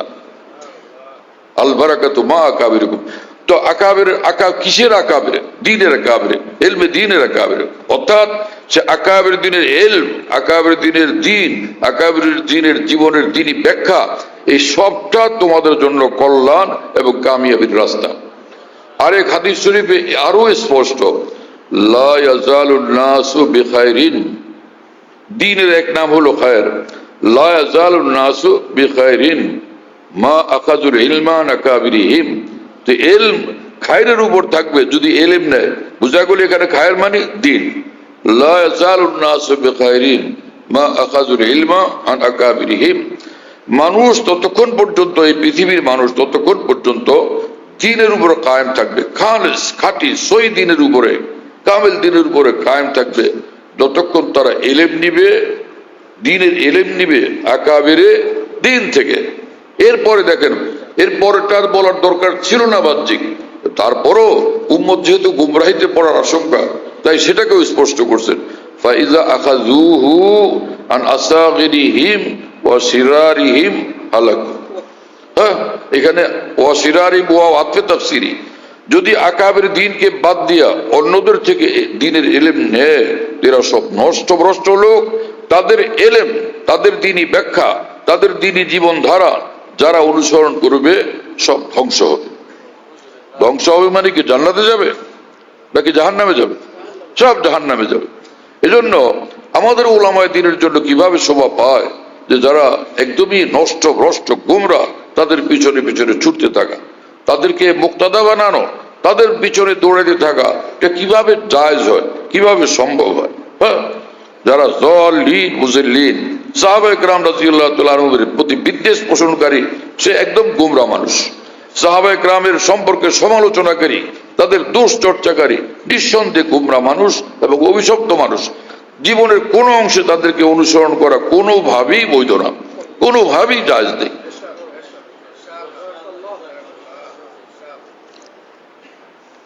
সাহাবীদের শানে আল্লাহ পাক কোরআনে কারিমে বলছেন, হ্যাঁ, আল্লাহ পাক বলেন যে ওয়াস-সাবিকুনাল আউয়ালুনা মিনাল মুহাজিরিনা ওয়াল আনসার, যে সাহাবা, ভাই কথা বলো কেন? চুপ করে শোনো আর পণ্ডিত হলে পিছনে যাও, জিজ্ঞেস করলে বলো, নিজের থেকে বলো কেন? খুব সাহসা হয়ে গেছে একজন। ওয়াস-সাবিকুনাল আউয়ালুনা মিনাল মুহাজিরিনা ওয়াল আনসার। তো তাফসীর মাযহারিতে কাজী সানাউল্লাহ পানিপতি রহমাতুল্লাহ আলাইহি বলেন, এখানে মিন এটা বয়ানিয়া, এটা মিন কি? তার মানে কি হলো? ওয়াস-সাবিকুনাল আউয়ালুন মিনাল মুহাজিরিন ওয়াল আনসার। রাসূলুল্লাহ সাল্লাল্লাহু আলাইহি ওয়াসাল্লামের সাহাবায়ে কেরাম যারা মুহাজির বা আনসার, তারা সকলেই একদম সাবিকিন আউয়ালিন। আল্লাহ পাক নিজে বলেন, তাদের নামই দিয়েছেন আল্লাহ তাআলা, সাহাবীদের নাম সাবিকিন আউয়ালিন। ঈমানের ক্ষেত্রে, দ্বীনের ক্ষেত্রে তারা অগ্রগামী এবং তারা ফার্স্ট ক্লাস, ফার্স্ট। ওয়া আনা আউয়ালুল মুসলিমিন। একজন মুসলমানের জিম্মাদারি হলো সে বলবে মহান আল্লাহর সামনে মাথা নত যারা করবে, তাদের মধ্যে আমি একদম প্রথম সারিতে, আমি প্রথম মাথা ঝুঁকাইয়া দিলাম। আর আল্লাহ পাক নিজে বলতেছেন আমার নবীর সাহাবীরা তারা সব আউয়ালিন। সুবহানাল্লাহ। আর সাহাবীদের দুই কাফেলা, মুহাজির এবং আনসার, সকলের ব্যাপারে রব্বুল আলামিন বলতেছেন এরা সব সাবিকিন, সব আউয়ালিন। আল্লাহ পাক যাদেরকে সাবিকিন আউয়ালিন করেন, তাদের ব্যাপারে সমালোচনা, তাদের দোষ তালাশ করা, তাদের দোষের উপরে বই পুস্তক লেখা, এটা মুসলমানের কাজ হইতে পারে না। হ্যাঁ, এমন মুসলমানের কাজ হইতে পারে যে মুসলমানের মাথা নষ্ট, এই যে মুসলমান গুমরাহির অন্ধকারে আক্রান্ত, সে একজন গুনাহগার মুসলমান। হ্যাঁ, যদি ইমানিয়াতকে সে স্বীকার করে, বিশ্বাস করে, তাহলে সে একজন গুনাহগার মুসলমান, কিন্তু সে মুক্তাদা হইতে পারে না উম্মতের জন্য, কারণ সে পাপিষ্ঠ। উম্মতের মুক্তাদা কারা? মিনান নবিয়্যিন ওয়াস-সালিহিন, মিনান নবিয়্যিন ওয়াস-সিদ্দীকিন ওয়াস-শুহাদা ওয়াস-সালিহিন ওয়া হাসুনা উলাইকা রাফিকা। হাসুনা উলাইকা রাফিকা, আল্লাহ পাক বলছেন যে আম্বিয়া, সিদ্দিকিন, সালিহিন, শুহাদা তারাই হচ্ছে অনুসরণযোগ্য। হাসুনা উলাইকা রাফিকা, যে জীবনের রাহবর বানানোর জন্য তারাই শ্রেষ্ঠ মানুষ, তারাই উত্তম মানুষ। আল্লাহ পাক পবিত্র কোরআনে বলছেন যে তাহলে যারা নষ্ট মানুষ তাদেরকে অনুসরণ করা বৈধ কিভাবে? হ্যাঁ, কথা বুঝতেছেন ভাইরা? আল্লাহ তাআলা আমাদেরকে বুঝ দান করেন। এবং কোরআন শরীফে আল্লাহ পাক বলছেন ফালা তাকুদ বাদা যিকরা মাল কওমিজ জালিমিন আইল উসাদ। আল্লাহ পাক বলেন যে যারা পাপে লিপ্ত তাদের সঙ্গে বসবাও না, তাদের সঙ্গে বসাও নিষেধ। হ্যাঁ, এবং রাসূলুল্লাহ সাল্লাল্লাহু আলাইহি ওয়াসাল্লাম এটা এত তাকিদ করছেন যে নেক লোকের সঙ্গে চলা, মন্দ লোকের, নষ্ট লোকের, বদ্দিন লোকের থেকে দূরে থাকা, এটার ব্যাপারে এত তাকিদ করছেন যে লা ইয়াকুল তাআমাকা ইল্লা তাকিয়ুন, তোমার সঙ্গে যে খানা খাবে সেও যেন একজন মুত্তাকি মানুষ, এটা খেয়াল রাখো। হ্যাঁ, নষ্ট লোক এবং ভ্রষ্ট লোক থেকে দূরে থাকা এতটা জরুরি। কি হলো আজকে আলেমদের? আমরা বুখারী শরীফ পড়াই, মুসলিম শরীফ পড়াই, আবু দাউদ আর ফতোয়া স্বামী পড়াই, আবার গুমরা লোকের পিছনে পিছনে ছুটবো, এটা আমাদের জন্য কিভাবে সহি? আল্লাহ আমাদের সকলকে হেদায়েত দেন, বুঝ দেন। মাওলানা আহমদ আলী লাহোরী রহমতুল্লাহ আলাইহি, তিনি বিখ্যাত আলেমে দ্বীন, বড় মুফাসসির ছিলেন। তিনি বলতেন, এটা আমাকে গফরগাঁওয়ের এক বড় আলেম বুজুর্গ হযরত মাদানী শাগিরদ মাওলানা বুরহানুদ্দিন সাহেব রহমাতুল্লাহ শুনেছিলেন। আমি এটার কোথাও দেখিও নাই, শুনিও নাই, উনি আমাকে শুনেছেন। ইংরেজি 81-82 সালে, যে হুদাতুদ্দিন কাদ দাল্লু ফাকাদ বানাত খাসারাতুহুম ফাবাউদ্দিন বিদ-দুনিয়া ফামা রাবিহাত তিজারাতুহুম। যারা দ্বীনের রাহবর তারাই আজকে পথভ্রষ্ট হয়ে গেছে। একটাই কারণ, সেটা হলো আকাবির উম্মতের দামান ছিন্ন হয়ে যাওয়া, আকাবির দ্বীনের দামান ত্যাগ করে দেওয়া। আল্লাহ আমাদেরকে আকাবিরের পথে চলার জন্যই কবুল করেন। আকাবির বিরোধী সমস্ত নষ্টামির পথ থেকে আল্লাহ আমাদেরকে, সমস্ত উম্মতকে, সমস্ত উলামা তুলাবাকে হেফাজত করেন।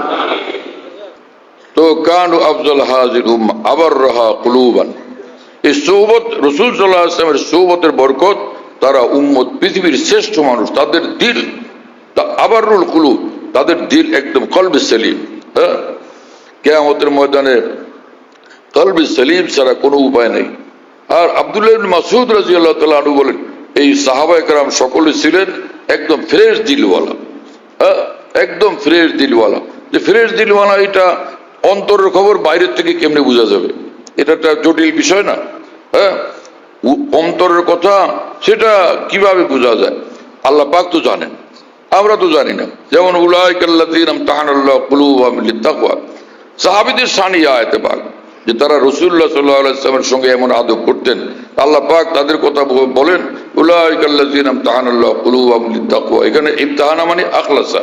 মুফাসসিরিন লিখছেন যে আখলাসাল্লাহু কুলুবাহুম লিত-তাকওয়া, তাদের অন্তরগুলোকে আল্লাহ পাক খালেস বানাইছেন তাকওয়ার জন্য, মানে ইনতাকাবা। আল্লাহ পাক এই অন্তরগুলোকে নির্বাচন করছেন এবং ফ্রেশ এবং খালেস মুকাম্মাল বানাইছেন শুধু তাকওয়ার জন্য। এখানে তাকওয়া ছাড়া কিছু পাবো না, এটা হলো অর্থ। আখলাসা মানে এখানে তাকওয়া ব্যতীত আর কিছুই পাবা না। তাকওয়াই তাকওয়া, তাকওয়াই তাকওয়া। কথা বুঝতেছেন ভাইরা? হ্যাঁ, আর যে কুল্লু শাইইন ইয়াতারাসাউ বিমা ফিহি, অন্তরে যেটা থাকে বাইরে সেটাই ঢাললে সেটাই আসে। আল্লাহ পাক নিজেই যখন বলেন যে সাহাবীদের অন্তর আমার পক্ষ থেকে তাকওয়ার জন্য নির্বাচিত এবং খালেস, এখানে আর কিছু নাই, ফের তাদের সমগ্র জীবনের যা আমল সবটাই তাকওয়াওয়ালা, সবটাই তাকওয়াওয়ালা। এজন্য সাহাবায়ে কেরামের মধ্যে যে সকল এই পরস্পর একটু মতভিন্নতা অথবা ময়দানের যুদ্ধ বিগ্রহ হয়েছে, এই আয়াত পাকের দ্বারা প্রমাণিত হয়, সেটার ভিত্তি ছিল তাদের দ্বীন, ইখলাস, তাওহীদ এবং তাকওয়া। সেটা কোনো তাদের ব্যক্তিগত গোসা ইত্যাদির কারণে অথবা দলীয় কারণে আদৌ ছিল না। সেটা কথা বুঝতেছেন? তো যে আয়াত পড়ছিলাম ওয়াস-সাবিকুনাল আউয়ালুন মিনাল মুহাজিরিন ওয়াল আনসার, এরপরে আশ্চর্য হলো ওয়াল্লাযীনা তাবাউহুম বিইহসান। এরপরে আল্লাহ পাক বলেন আমার নবীর সাহাবীরা এত উচ্চ মর্তবাওয়ালা, কিয়ামত পর্যন্ত যারা সচ্চাভাবে তাদের অনুসরণকারীও হবে, রাদিয়াল্লাহু আনহু ওয়া রাযওয়ান, এদের সকলের উপরে আমি রাজি যেমন তারা আমার উপর রাজি। তাদের প্রতি আমি সন্তুষ্ট যেমন তারা আমার প্রতি সন্তুষ্ট। হ্যাঁ, এরপরে শুনে এইটুকু বললে তো হয়ে যায়, আমি রাজি এদের উপর, আর কোনো কথা লাগে? কিন্তু আল্লাহ পাক এত খুশি, এত সীমাহীন খুশি, আল্লাহ পাক বলেন আরো কথা আছে আমার এদের ব্যাপারে, ওয়া'আদ্দা লাহুম জান্নাতিন তাজরি তাহতাল আনহার, এবং তাদের জন্য এখনই জান্নাত আমি একদম সম্পূর্ণ রেডি করে রেখে দিচ্ছি। আল্লাহু আকবার, এতটা খুশি আল্লাহ পাক তাদের প্রতি। এজন্য আয়াতে পাকে যে আছে রাদিয়াল্লাহু আনহু ওয়া রাযওয়ান, যে আমি যখন উসুলুল শাসি পড়ি, হ্যাঁ এই ছোটবেলা উসুলুল শাসি পড়ি, আমার যে উসুলুল শাসিটা ছিল এরকম লম্বা আর আরবি হাওয়াসিওয়ালা, আর ওখানে দেখলাম যে রাদিয়াল্লাহু আনহু, ওই যে রাদিয়াল্লাহু আর কি ইমাম আবু হানিফা রাহমাতুল্লাহর নাম আসলে পরে ওখানে দেখি রাদিয়াল্লাহু আনহু লিখছে। আমি ভাবলাম যে কিরে, সাহাবীদের নামের সঙ্গে রাদিয়াল্লাহু আনহু বলে, এখানে রাদিয়াল্লাহু আনহু লিখছে কেন? এই গেল একটা। আর উসুলুল শাসি পড়ছি আমি বরিশাল মাহমুদিয়া, বরিশাল মাহমুদিয়ার থেকে একদিন বাজার রোডে আর কি শহরে আসলাম, এক লোক মাইকে ঘোষণা করতেছে যে আমাদের এখানে অমুক জায়গাতে এত তারিখে আলোচনা সভা হবে, হযরত খাদেম মঈনুদ্দিন চিশতি রাদিয়াল্লাহু আনহুর জীবনীর আলোচনা হবে। তালবেলের মানুষ, আমি ভাবলাম যে সেখানে রাদিয়াল্লাহু আনহু কি ব্যাপার। যাই হোক, কাউকে জিজ্ঞেস করি না, কারণ ছাত্রবর জীবনে দেখতাম যে কোনো প্রশ্ন জিজ্ঞেস করলে কেউ উত্তর দিতে পারে না। এক মহা পেরেশানি ছিল, দ্বীনের যে বিষয়গুলো মুশকিল লাগতো এটার উত্তরদাতা খুঁজে পাওয়া মুশকিল হইতো। পরে এক সময় দেখলাম যে ইমাম আজম আবু হানিফা রাদিয়াল্লাহু আনহুর জীবনী, ওর মধ্যে ইমাম আবু হানিফা রাদিয়াল্লাহু আনহু, ইমাম আহমদ ইবনে হাম্বল রাহমাতুল্লাহর জীবনী, দেখলাম যে ইমাম আহমদ ইবনে হাম্বল রাদিয়াল্লাহু আনহু, ইমাম শাফি রাদিয়াল্লাহু আনহু, সব রাদিয়াল্লাহু আনহু। এই রাদিয়াল্লাহু আনহুর দলিল কি? এই আয়াতে পাক, হ্যাঁ, যে সাহাবাদের শানে আল্লাহ পাক বলছেন রাদিয়াল্লাহু আনহুম ওয়া রাযওয়ান, আবার ওয়াল্লাযিনা তাবাউহুম বিইহসান রাদিয়াল্লাহু আনহুম ওয়া রাযওয়ান। বুঝা গেল উম্মতের যে সকল মুক্তাদা হযরত, হ্যাঁ, একদম উচ্চ লেভেলের এই উম্মতের বড় মানুষ যারা, ওই আকাবের দ্বীনের শানে রাদিয়াল্লাহু আনহু বলা এই আয়াতে পাক থেকে সাবিত।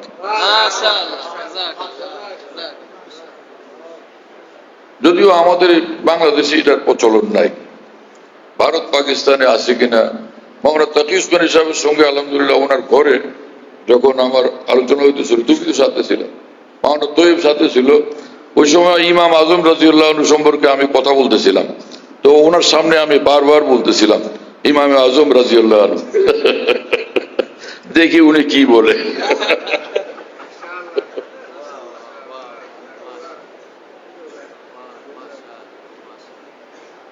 আর মুলতান খায়রুল মাদারিসে আমার বয়ান হচ্ছিল, তো বড় বড় উলামা মওজুদ ছিলেন, আল্লামা কারি হানিফ জালান্দারি মওজুদ ছিলেন, উনি পাশে বসা। যখন আমি বললাম যে এই আয়াতে পাক থেকে সাবেত এই উম্মতের মুক্তাদা হযরতকে তাবিঈন তাবিঈন আমরা যাদেরকে রাদিয়াল্লাহু আনহু বলি, আয়াতে পাক থেকে, উনি খুব খুশি হয়ে জোশ এসে গেছেন। যাই হোক, এটা তো এক বিষয় ছিল। তো এই আয়াতে পাকে কি জিনিস যে সাহাবা এত বড়, তাদের অনুসারীরাও এত বড়, হ্যাঁ, তাদের অনুসারীরাও এত বড়। এই আয়াতে পাক থেকে প্রমাণ হয় সাহাবাদের ফজিলত, তাবিঈনের ফজিলত, তাবিঈনের ফজিলত।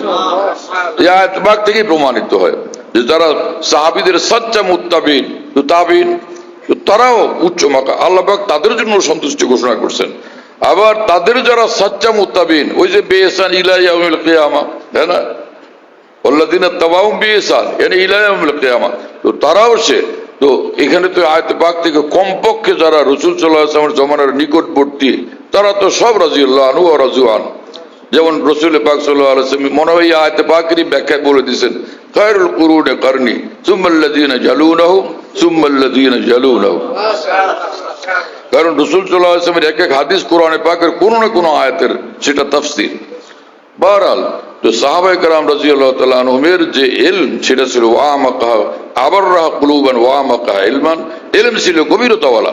এই জন্য আমরা যে এলেম পড়ি কোন রকম একটু মুখস্থ করি, আর খালি মোবাইল, এটা সেটা, গল্প গুজব, রাজনীতি, পার্টি ইত্যাদি দুনিয়ার ঝামেলা, এগুলো নিয়ে এইরকম করলে সেই তালবে ইলমের ইলম আসবে কোত্থেকে?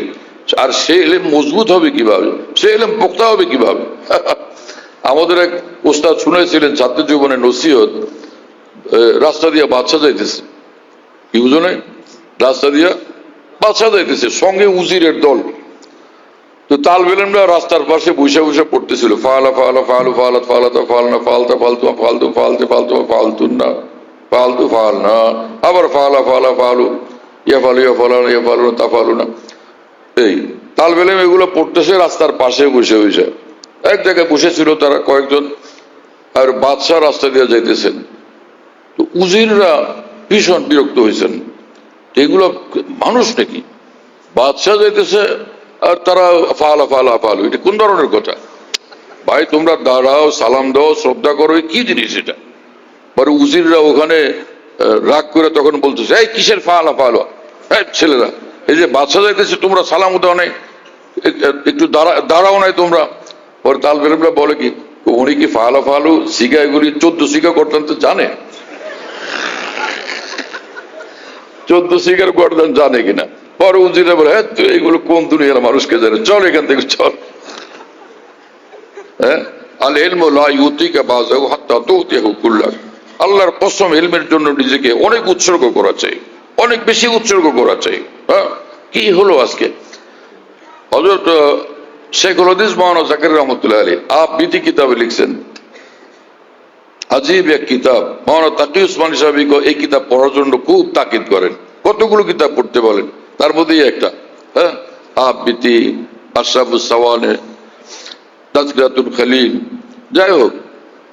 তো মাওলানা জাকারিয়া সাহেব রহমাতুল্লাহ লিখছেন, ওনার আব্বা মাওলানা ইয়াহিয়া কানলবী রহমাতুল্লাহ, তিনি মাওলানা রশিদ আহমদ গঙ্গুহির হাতে গড়া মানুষ। তিনি মাওলানা জাকারিয়া সাহেব তালবে ইলম, তার প্রতি এত তীক্ষ্ণ দৃষ্টি রাখতেন, চুপচাপ যাইতেন আর খেয়াল রাখতেন যে জাকারিয়া কার সঙ্গে একটু দাঁড়ায় কথা বলে, কার সঙ্গে দাঁড়ায় একটু হাসলো, কার সঙ্গে 2 ওয়াক্তের নামাজ একসাথে পড়ে। এত ভীষণ কঠিন ছিলেন মাওলানা জাকারিয়া সাহেব রহমাতুল্লাহ। যদি কারো সঙ্গে একটু হাসছেন, ডাক দিয়ে নেই, বলতেন যে ওর সঙ্গে হাসলি কেন? ওর দোস্ত লাগে তোর? মানে তাহলে ওর সঙ্গে দুস্তি করলে তুই পড়াশোনা করবা কেমনে? আলেমে দ্বীন হবা কিভাবে? কি কথা বুঝবেন না? মাওলানা জাকারিয়া সাহেব বলেন, লিখছেন যে একদিন আমি নামাজে দাঁড়াইলাম, নামাজের পরে আব্বা আমাকে ডাকলেন, সালামের পরেই ডাকছেন, এই যে ছেলের পাশে তুই দাঁড়াইলি, আগের ওয়াক্তের নামাজ এর সঙ্গে পড়ছস, এই ওয়াক্তের নামাজও এর সঙ্গে পড়ছস, দুস্তি হয়ে গেছে? বলে আব্বা আমি গিয়েই আল্লাহু আকবার দাঁড়ায় গেছে, আমি খেয়াল করি না যে আমার পাশে কে দাঁড়াইছে। তাই? বলে আব্বা আমি একদম জানি না কে দাঁড়াইছে, আমি জানি না, আমি গিয়ে আল্লাহু আকবার দাঁড়ায় গেছে। আচ্ছা ঠিক আছে। মানে বাবা এত নেগরানি করতেন। আমার প্রিয় বন্ধুরা, যদি আমরা আলেমে দ্বীন হইতে চাই, সত্যি আমাদেরকে এই এতটা এই কুরবানি স্বীকার করতে হবে। আমার কথা বলে তো লাভ নাই কিছু, আমরা তো আমাদের আকাবের দিনকে ফলো করি, কিন্তু আমি ওই সমস্ত আকাবের দিনের কথা শুনছিলাম ছাত্র জীবনে। আমার অবস্থা আমি তোমাদেরকে একটু বলি। আমি লালবাগ মাদ্রাসায় 5 বছর পড়ছি, সরবেখায়া থেকে দাওরা।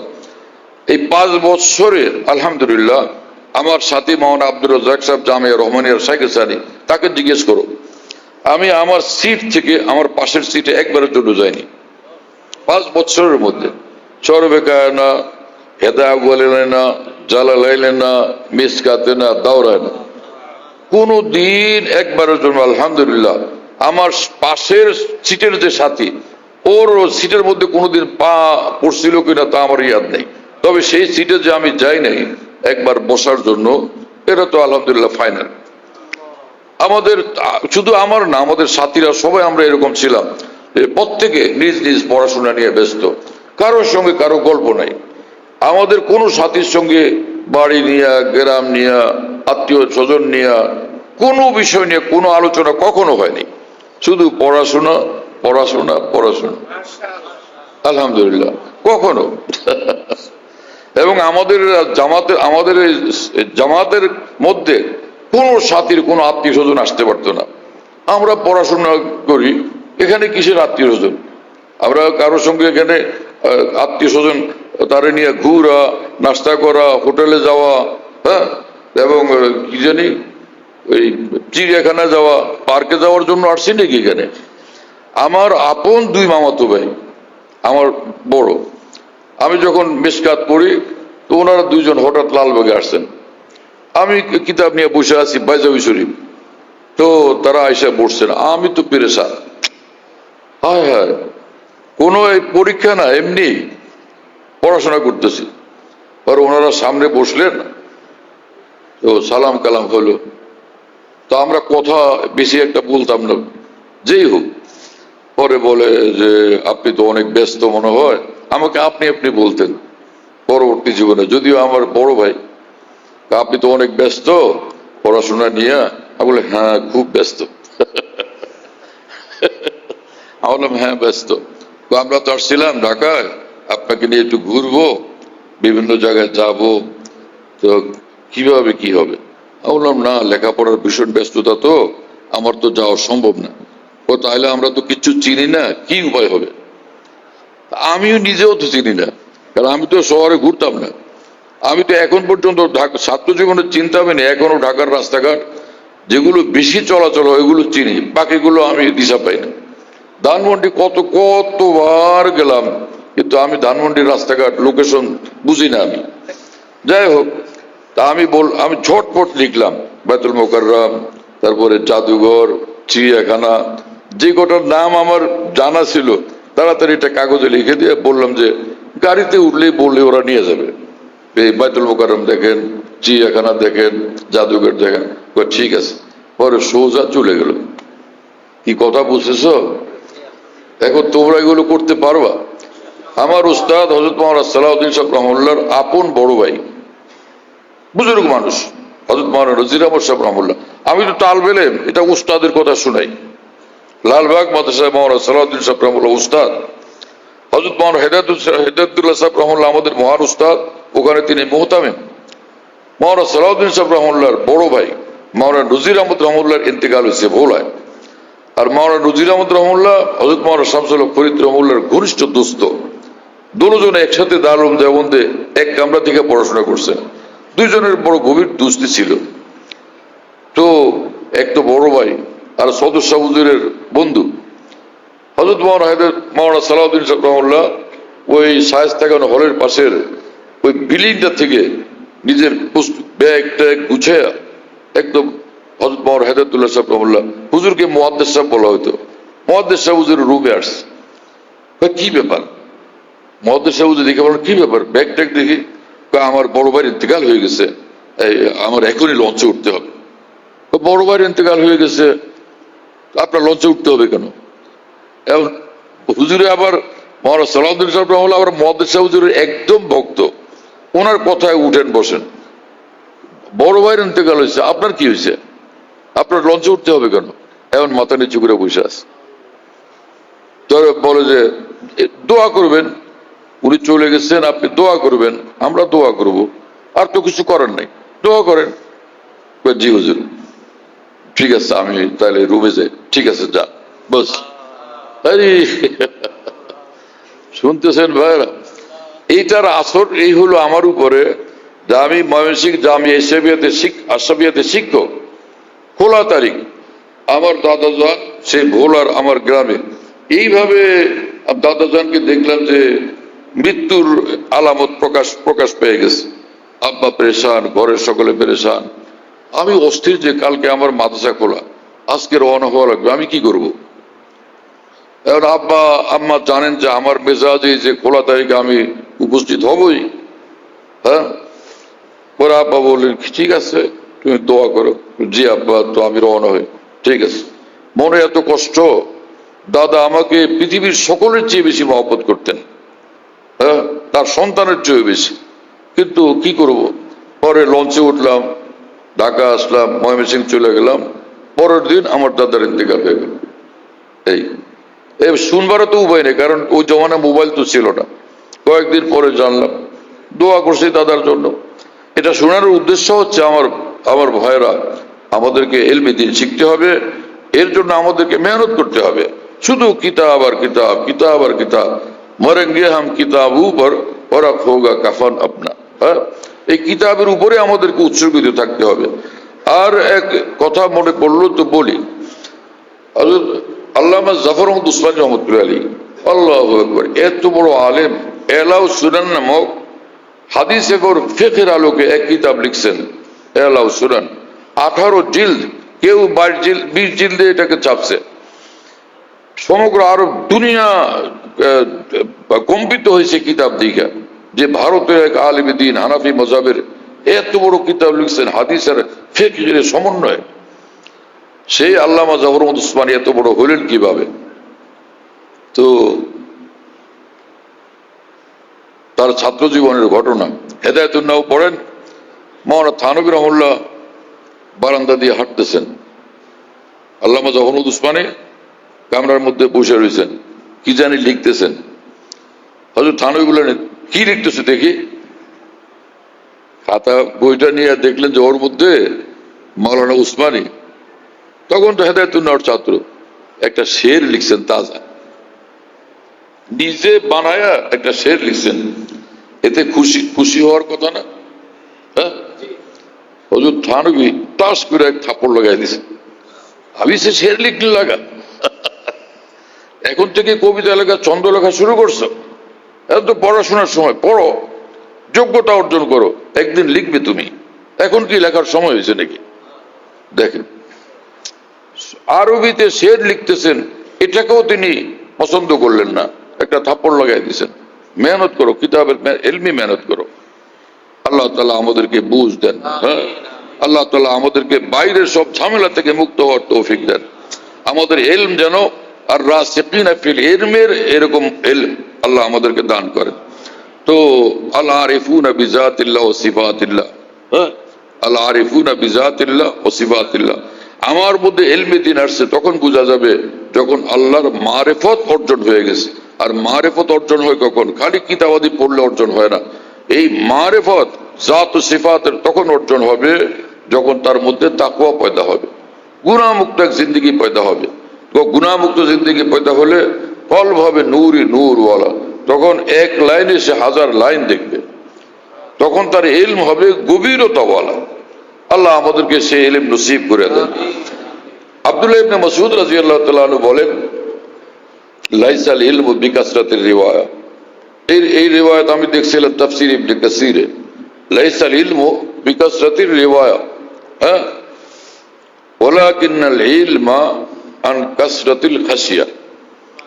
যে ইলম এই না আমি অনেক জানি, অনেক বলতে পারি, অনেক লিখতে পারি, এইটার নাম ইলম না। ইলম হলো খাশিয়ত আর খাশিয়ত, খাশিয়ত আর খাশিয়ত, খাশিয়ত আর খাশিয়ত। বসুন্ধরাতে হযরত মুফতি আব্দুর রহমান সাহেব রহমাতুল্লাহর ওই মাদ্রাসায় একবার দস্তারবন্দির জলসা হয়েছিল।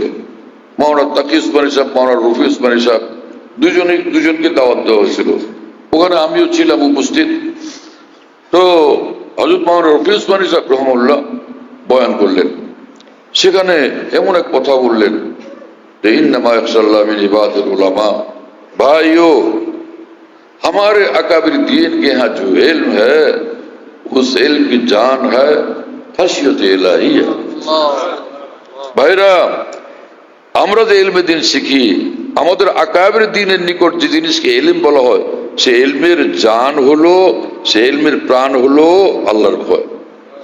আহা, এই কথা আমার অন্তরকে এতটা প্রকম্পিত করছে, যখনই মনে হয় দিল ভীষণ মুতাসির হয়। আহা, কি ইলম শিখলাম। হ্যাঁ, ইলম তো আসেই নাই যদি আল্লাহর ভয় আমার ভিতরে না আসে, কোনো ইলমই আসে নাই। হ্যাঁ, কুল্লু মান আসাল্লাহ ফাহুয়া জাহিল। যে আল্লাহর নাফরমানিতে লিপ্ত সে জাহেল মানুষ, সে কোনোদিন আলেম দ্বীন হয় না। হ্যাঁ, যে আমাদের যে আকাবের দ্বীন ছিলেন, আল্লাহু আকবার, সব তালিব ইলমের জমানাত থেকে পাকা মুত্তাকি ছিলেন। শেখুল হাদিস মাওলানা জাকির রহমতুল্লাহ আলাইহি নিজের জমানার বড় মুহাদ্দিস ছিলেন এবং পুরস্কার টিস্যু দাও তো, তিনি গাউস ছিলেন এবং এত বড় আলেম দ্বীন ছিলেন যে আমাদের উলামায়ে দ্বীন তার নাম বলেন বাকিয়াতুস সলফ। সুবহানাল্লাহ, বাকিয়াতুস সলফ উমদাতুল খলফ, এ হলো কুদওয়াতুল খলফ। মাওলানা জাকারিয়া সাহেব রহমাতুল্লাহর লকব বাকিয়াতুস সলফ কুদওয়াতুল খলফ। সলফে সালেহিনের মধ্যে সর্বশেষ এই মানুষটা রয়ে গেছেন এখনো, আর পরবর্তীতে সকলের তিনি মুক্তাদা। এত বড় মানুষ শেখুল হাদিস মাওলানা জাকারিয়া রহমতুল্লাহ আলাইহি।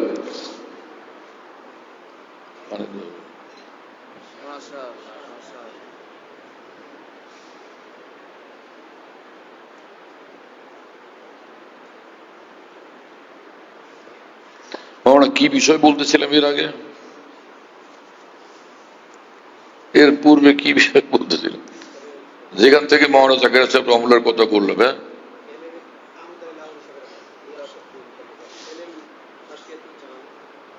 হ্যাঁ হ্যাঁ হ্যাঁ, জাযাকাল্লাহ, শাবাশ। এত বড় মানুষ মাওলানা জাকারিয়া সাহেব রহমতুল্লাহ, আহা উফ, তিনি বলতেন हमारे तालिब इल्म मौलाना अबरार लोग साहब तो तालिब इल्मी के जमाने से ना, इन्हीं बोलते हैं हजरत मौलाना अबरार लोग साहब, हजरत मौलाना अबरार लोग साहब तालिब इल्मी के जमाने ही से साहिब निस्बत वली अल्लाह थे। मौलाना अबरार लोग साहब तो तालिब इल्मीर जमाना থেকে সাহেব নিসবত ওলি আল্লাহ ছিলেন। সাহেব নিসবত কি জিনিস? নিসবত এক নূরের নাম। যে কামেল ঈমান আল্লাহ যাকে দান করেন তার কলবে এক নূর দান করেন, হ্যাঁ, যে নূরের কারণে সর্বক্ষণ তার কলব আল্লাহর দিকে আকৃষ্ট এবং মোতাবজ্জে থাকতে বাধ্য হয়। এই নূরুন ইয়াস্তাকিরু ফিল কলব ওয়া বিহি ইয়াসবুতু তাওয়াজ্জুহু ইলাল হক। ইমাম শাহউল্লাহ মুহাদ্দিস দেহলভী রহমাতুল্লাহ আলাইহি হুজ্জতুল্লাহ বালিগা কিতাবে লিখছেন, আমাদের আকাবির দ্বীন মাশায়েখ উম্মত বেলায়েতের যে খাস জিনিস নিসবত মা আল্লাহ, তাআল্লুক মা আল্লাহ বলেন পরিভাষায়, এটার কোরআন হাদিসের নাম হলো নূর, সরে সদর, ইনশিরা, হালাওয়াতে ঈমানী। কথা বুঝতেছেন? এই ওই জিনিসটাকে আমাদের আকাবির দ্বীন এইভাবে বলেন। আর হালাওয়াতে ঈমানী মানে, হালাওয়াত ঈমানের মানে হলো নামাজ ভালো লাগে, নামাজ মজাদার, রোজা মজাদার, সুন্নত মজাদার, তেলাওয়াত মজাদার, জিকির মজাদার এবং তাকওয়া মজাদার। হ্যাঁ, আল্লাহর দিনে সবকিছু মিঠা, সিরি, মধুর লাগে, ভালো লাগে। ইস্তেলজাজু তাআত, এই হলো এই হালাওয়াত ঈমানে। কি কথা বুঝতেছেন প্রিয় বন্ধুরা? এই যে জিনিস কত বড় দামি, আল্লাহ পাক যাকে একবার ওলি বানান আর এই নূর দান করেন, এটা আর কখনো সলব করেন না, কেড়ে নেন না আল্লাহ পাক, কখনো এটা ছিনিয়ে নেন না। মিরকাত শরে মিসকাতে মুল্লা আলী কারি বলেন, ওয়াকাদ ওয়ারাদা আন্না হালাওয়াতাল ঈমান ইজা দাখালাত কলবান লা তাখরুজু মিনহু আবাদা। হালাওয়াত ঈমানে যার অন্তরে আল্লাহ পাক একবার দান করেন, এখান থেকে আর এটা কখনো বের হয় না, এটাকে আল্লাহ পাক সলব করেন না। এজন্য হাকিমুল উম্মত থানভী রাহিমাহুল্লাহ বলেন, নিসবত মা আল্লাহ কখনো মাসলুব হয় না, হ্যাঁ মাস্তুর হয়। যে যাকে আল্লাহ পাক তাআল্লুক মা আল্লাহ দেন, এটা আর কখনো ছিনায় নেন না। হ্যাঁ, কখনো কোনো ওলি আল্লাহ, সে তো নবী না, তার দ্বারা কোনো গুনাহ হয়ে গেলে তো আকাশে সূর্য আছে মেঘে ঢাকা, অনুরূপ ভাবে কোনো গুনাহ হয়ে গেলে নিসবত মা আল্লাহ সূর্য ভিতরে তো আছে কিন্তু মেঘের গুনাহের মেঘে ঢাকা পড়ে গেছে। তওবা ইস্তিগফার করলে আবার এটা পুরস্কার হয়ে যাবে। যখন মেঘ সরে গেলে আবার সূর্য দেখা যাবে, আবার কিরণমালা আসতে থাকবে। কিন্তু হযরত থানভীর কিতাবে কোনো কোনো জায়গা আছে ওলা বুজুর্গ কি নিসবত সলভ হবে, ওখানে সলভ মানে কিছুক্ষণের জন্য সেটা মাস্তুর হয়ে গেছে। এগুলো আকাবের এই সকল কথা ব্যাপকভাবে না জানা থাকলে তো ভুল বুঝবে, অ্যাক্সিডেন্ট করবে মানুষ। যাই হোক, কত কথা আলোচনা হয়েছে ভাই। হ্যাঁ, তো আব্দুল্লাহ ইবনে মাসউদ রাদিয়াল্লাহু আনহু কেমনে বলেন আবার রাহা কুলুবান, তাদের সকলের কলব একদম পাকসা। তো আব্দুল্লাহ ইবনে মাসউদ রাদিয়াল্লাহু আনহুর কাছে কোনো দলিল ছিল।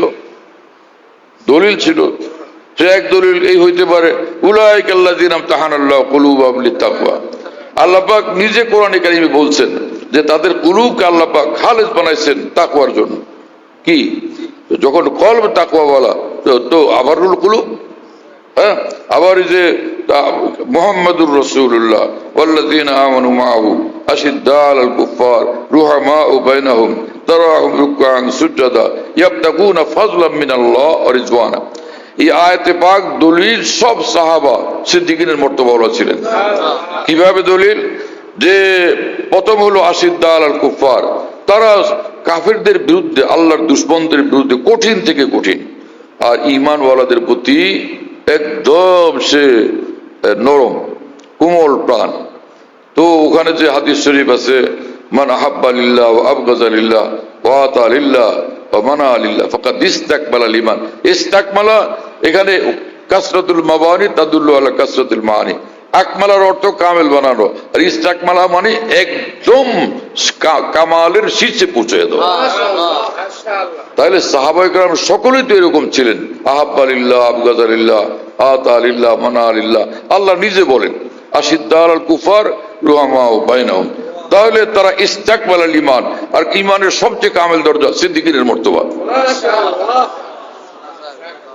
কি কথা বুঝতেছো ভাইরা? হ্যাঁ। এরপর আল্লাহ পাক বলেন তারাহুম রুকআন সুজদা ইয়াবতাগুনা ফাজলাম মিনাল্লাহ ওয়া রিজওয়ানা। তারা রিজিক চান আল্লাহর থেকে, আর 24 ঘন্টা তাদের দিলের কাইফিয়ত হলো ইয়াবতাগুনা রিজওয়ানা, আল্লাহ পাকের সন্তুষ্টির তালাশে বেচেন থাকেন। 24 ঘন্টা যার নজর আল্লাহ পাকের রেজার উপর থাকে আর কিছুর উপর না, সে সিদ্দিকীনের মর্তবাওয়ালা। কারণ মুফাসসিরিন লিখছেন as-সিদ্দিক আল্লাযী ইয়াবযুলুল কাওনাইন ফি রিজা মাহবুবি। সিদ্দিক ওই মুমিনকে বলে যে দুজাহানের থেকে নজর তার সরে যায়, এক আল্লাহর উপর নজর স্থির হয়ে যায়। কি কথা বুঝতেছেন ভাইরা? যে সাহাবা তো সব সিদ্দিকীনের মর্তবাওয়ালা। তো মাওলানা গঙ্গুই যে কথা বলছেন যে প্রত্যেক সাহাবী রাসূলুল্লাহ সাল্লাল্লাহু আলাইহি ওয়াসাল্লামের নিকট ঈমান গ্রহণের পর সিদ্দিকীনের মর্তবা প্রাপ্ত হয়ে যেতেন, সেই কথা তো শতভাগ সহি। তা আমি বলতেছিলাম কোরআন শরীফ আল্লাহ পাক বলেন আমিনু কামা আমানান নাস। আর নাস কারা? ঈমান আনো মানে কামিল দ্বীন তোমাদের মধ্যে আনো, যারা যেমন এই মানুষগুলোর এই যেরকম কামিল ঈমান কামিল দ্বীন। আর নাস ওখানে তো আলিফ লাম আদি খারেজি। তো সেই মানুষগুলো কারা? কে? আবু লাহাব আবু জাহলরা, মুনাফিকিনরা, ইহুদিরা, নাসারারা, আর বাকি থাকলো মুমিনিন। তো মুমিনিন যারা সব সাহাবা, তার মানে হলো আমিনু কামা আমানা আসহাবু মুহাম্মদ সাল্লাল্লাহু আলাইহি ওয়াসাল্লাম। মুফাসসিরিন সব এই কথা এই তাফসীরই করছেন। আমিনু কামা আমানান নাস, তার মানে হলো তাদের মতো ঈমান চাই তোমাদের মধ্যে, তাদের মতো দ্বীন চাই তোমাদের মধ্যে, তাদের মতো আখলাক চাই তোমাদের মধ্যে, তাদের মতো আমাল চাই তোমাদের মধ্যে। এই আয়াতে পাক প্রমাণ করে সব সাহাবা মেয়ারে হক। এই আয়াতে পাক তার দলিল। কি কথা বুঝতেছেন প্রিয় বন্ধুরা? কোথায় মৌলভী মোল্লার দল, মুফাক্কির ইসলামের দল, যারা সাহাবায়ে কেরামকে মেয়ারে হক বলে না এবং মানে না? এদের আমাদের উলামায়ে কেরাম বড় বড় এখনো মওজুদ আছেন। এত বড় আলেমদের দরকার নেই, তোমরা আমার সঙ্গে বহস করো। আমাদের বড় বড় আকাবের দিন এখনো মওজুদ আছেন, ওনাদের দরকার নাই। পয়লা আমার লগে বহস করো, আমি চ্যালেঞ্জ করি। এরপরে আমি কুলাইতে না পারলে ওনাদেরকে খবর দিব ইনশাআল্লাহ। কিন্তু ইনশাআল্লাহ তাদেরকে খবর দেওয়ার দরকার হবে না, তোমাদের জবাব দেওয়ার জন্য আমি যথেষ্ট ইনশাআল্লাহ। আল্লাহ পাকের মেহেরবানি।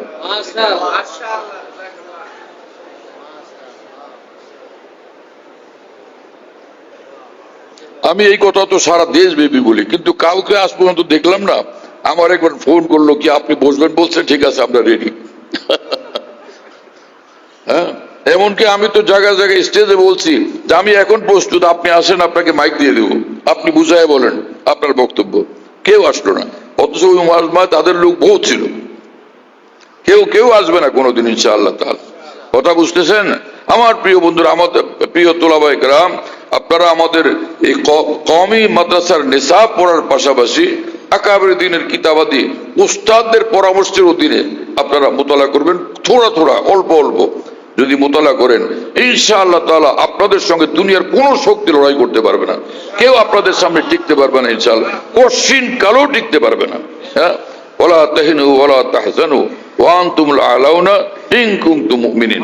তোমাদের কোনো টেনশন করতে হবে না, তোমাদের কোনোভাবে হিম্মত হারা হওয়ার প্রশ্ন উঠবে না, তোমরা যদি কামিল দ্বীন ওয়ালা হও। আর কামিল দ্বীন আসবে মহান আকাবের দ্বীনের দ্বীনি জিন্দেগি আর তাদের উলুম মারিফের অনুসরণে, তাদের তালিমাতের অনুসরণে ইনশাআল্লাহ তাআলা আমরা আকাবের দ্বীনের রাস্তায় চলবো ইনশাআল্লাহ তাআলা।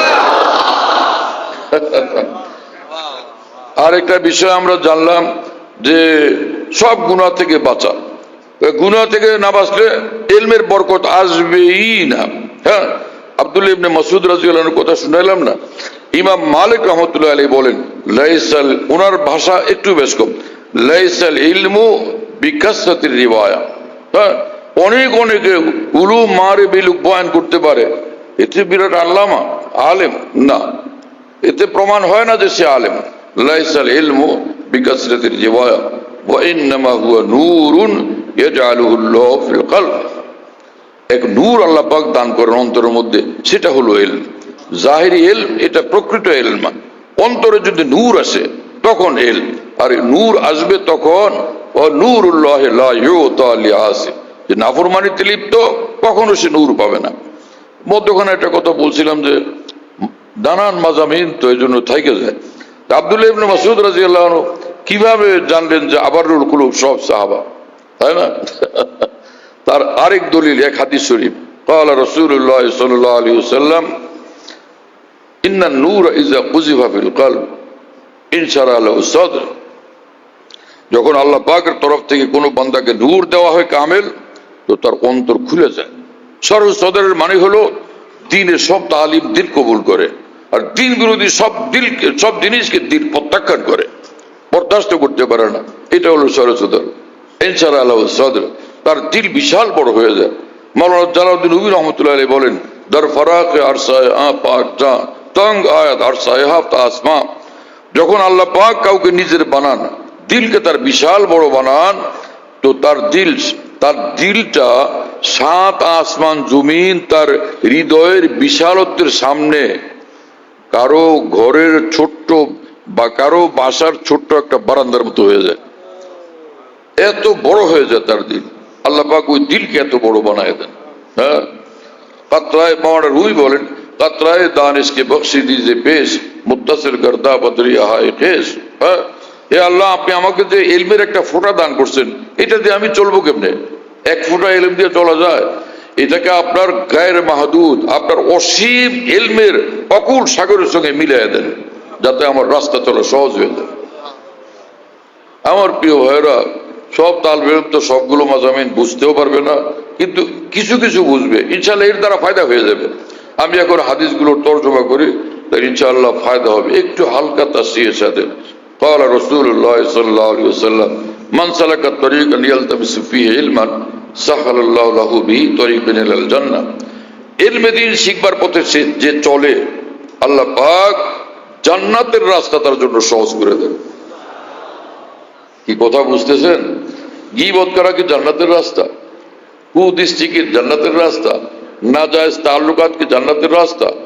বুঝা গেল যে ব্যক্তি ইলমে দ্বীন তালাশ করবে, ইলমে দ্বীন অর্জনের পথে থাকবে, হ্যাঁ, তো সে সর্বক্ষণ তার দায়িত্ব হলো জান্নাতি আমালে মশগুল থাকা। কমপক্ষে এতটুকু ফরজ ওয়াজিবের মধ্যে থাকবে, আর গুনাহ থেকে অবশ্যই বাঁচবে, তাহলে সে একদম জান্নাতের পথেই আছে।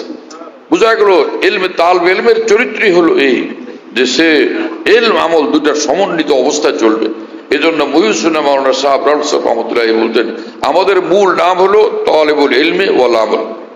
খালি তালিবুল ইলম এটা সংক্ষিপ্ত নাম, তালিবুল ইলমে ওয়াল আমল, এটা আমাদের খেয়াল রাখতে হবে। নম্বর 2, قال رسول الله صلى الله عليه وسلم فقيه واحد أشد على الشيطان من 1000 عابد।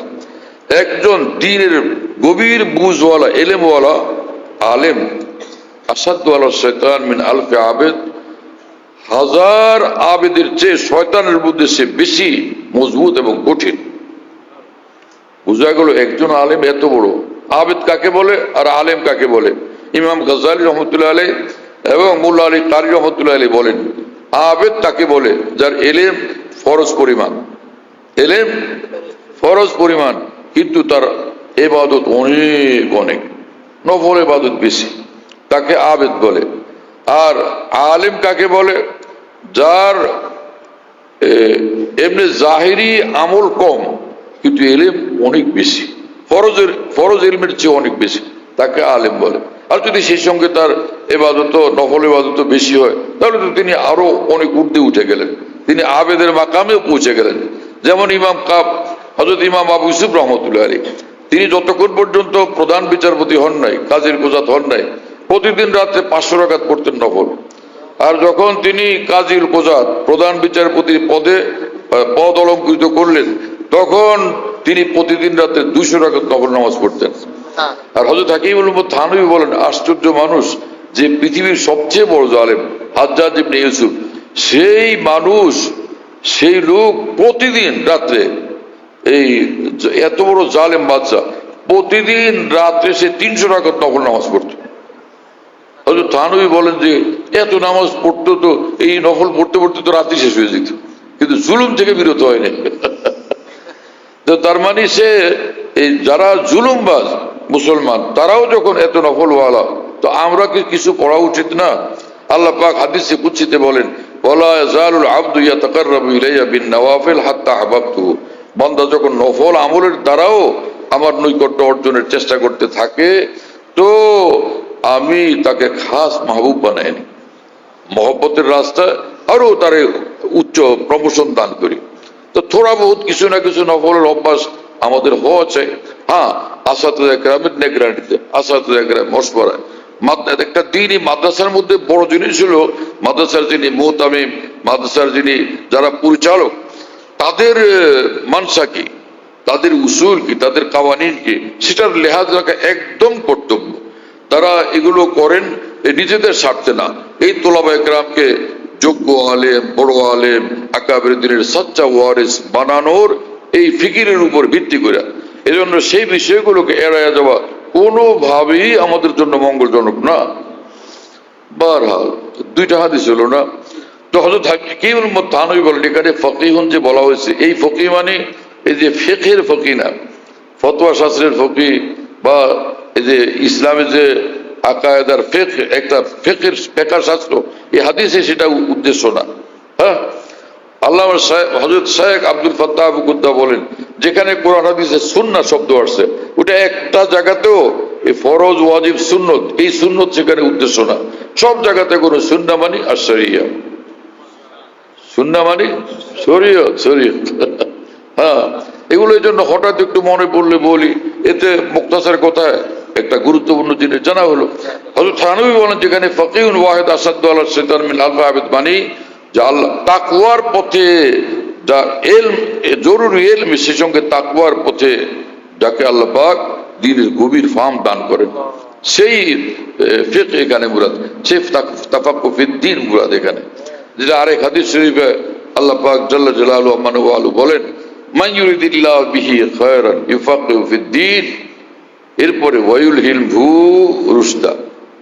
আল্লাহ পাক যাকে আল্লাহর দ্বীনের ক্ষেত্রে গভীর সমঝ দিতে চান,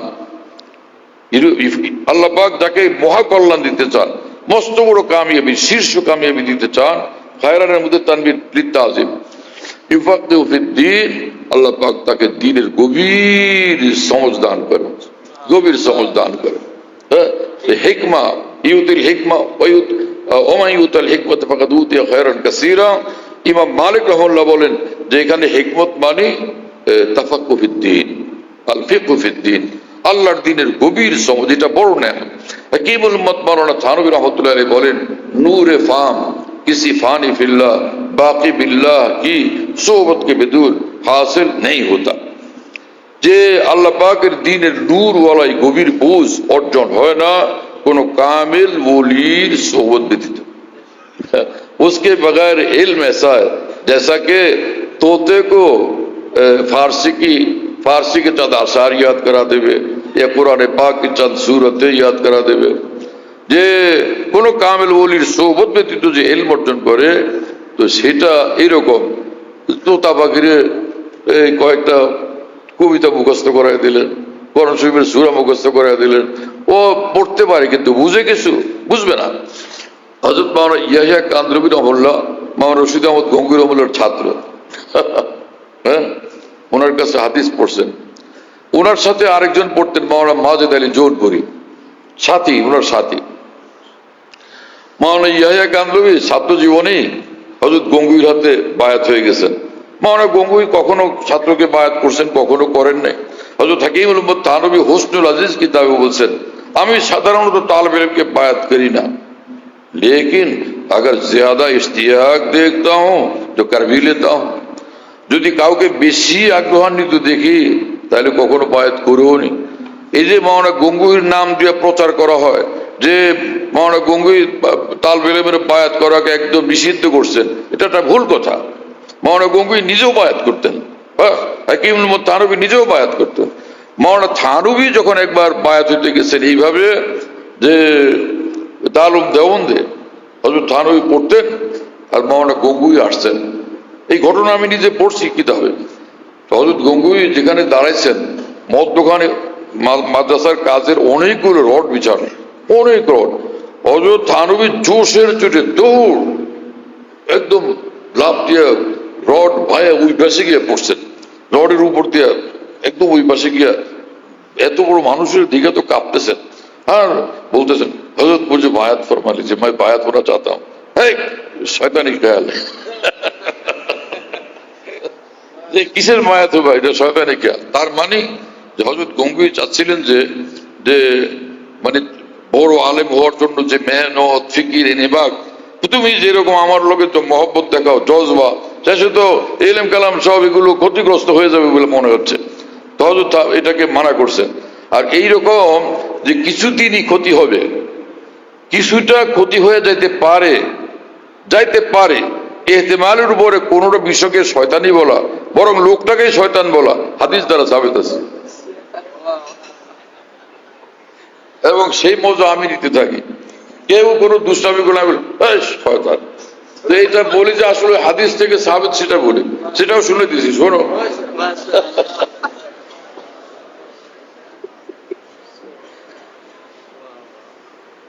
বকা দিল, তার হাদিস থেকে দলিল পেশ করতেছি কি সেটা, আল ওয়াহিদ শয়তান বল ইসনান শয়তানানে ও সালাসাতু রাকুন। একজন মুসলমান, হ্যাঁ, তো ওই জমানায় যখন বলছেন এটা কি তারা মুসলমান না সাহাবি, সাহাবিদেরকে বলতেছেন এই শোনো সফরে যাবা একলা একলা তুমি শয়তান, আর দুইজন যদি যাও সফরে দুই শয়তান, আর ও সালাসাতু রাকুন তিনজন যদি গেলা এবার খুব ঠিক আছে একটা জামাত। তার মানে তিনি এটা খায়ের কাহিমূলক মশওয়ারা দিচ্ছেন, খায়ের কাহিমূলক যে বিপদ আপদ না ঘটে, কার একটা সমস্যা হলে সাহায্য করবে কে, তো তিনজন হলে সুবিধা হবে। এখন কি আমরা একলা সফর করি না, দুইজনে করি না, তাহলে এটা কি ওই যে আল ওয়াহিদ শয়তানুন ওয়াল ইসনান শয়তানানে। তো মাওলানা গঙ্গুই যে বলছেন এটা শয়তানি খেয়াল, এইরকম একটা শয়তানি খেয়াল।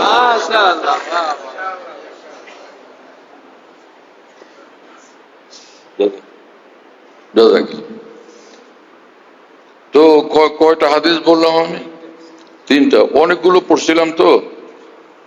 আরেকটা হচ্ছে রাসূল আকরাম সাল্লাল্লাহু আলাইহি ওয়াসাল্লাম বলছেন কিয়ামতের দিন আল্লাহ রাসূল সাল্লাল্লাহু আলাইহি ওয়াসাল্লামের সবচেয়ে নিকটবর্তী হবে ওই মানুষ যে মুত্তাকি, আল মুত্তাকুন মান কানু ওয়া হাইসু কানু। হ্যাঁ, মুত্তাকি হওয়া জরুরি, মুত্তাকি হওয়া জরুরি। আমরা সকলে মুত্তাকি হওয়ার চেষ্টা করবো ইনশাআল্লাহ। মুত্তাকি হওয়ার তরিকা হলো নফসের নাজায়েজ খায়েশগুলোর বিরুদ্ধে চলা, নফসের নাজায়েজ চাহিদাগুলোর বিরুদ্ধে চলা, কষ্ট করে মুজাহাদা করে, এছাড়া মুত্তাকি হওয়া সম্ভব হয় না। আরেক হাদিসে রাসূলুল্লাহ সাল্লাল্লাহু আলাইহি ওয়াসাল্লাম বলেন ইত্তাকিল মাহারিম তাকুন আবাদান নাস, তুমি সব গুনাহ থেকে বিরত থাকো তাহলে সারা পৃথিবীর মধ্যে তুমি সবচেয়ে বড় আবেদ। আরেক হাদিসে রাসূল পাক সাল্লাল্লাহু আলাইহি ওয়াসাল্লাম বলেন মান ইত্তাকাল্লাহ আশা কাবিয়ান ওয়া সারা ফি বিলাদি আমিনান, যে ব্যক্তি গুনাহমুক্ত হয়ে চলবে পৃথিবীর যেখানে থাকবে সে বিশাল বড় বীর পুরুষ, কাবিয়ান, সে বিশাল বীর পুরুষ। ওয়ালা তাহিনু ওয়ালা তাহজানু, এই মাকাম আল্লাহ তাকে দান করেন। কোনো পরোয়া করবে না, কোনো টেনশন করবে না সে, যদি সে মুত্তাকি হয়।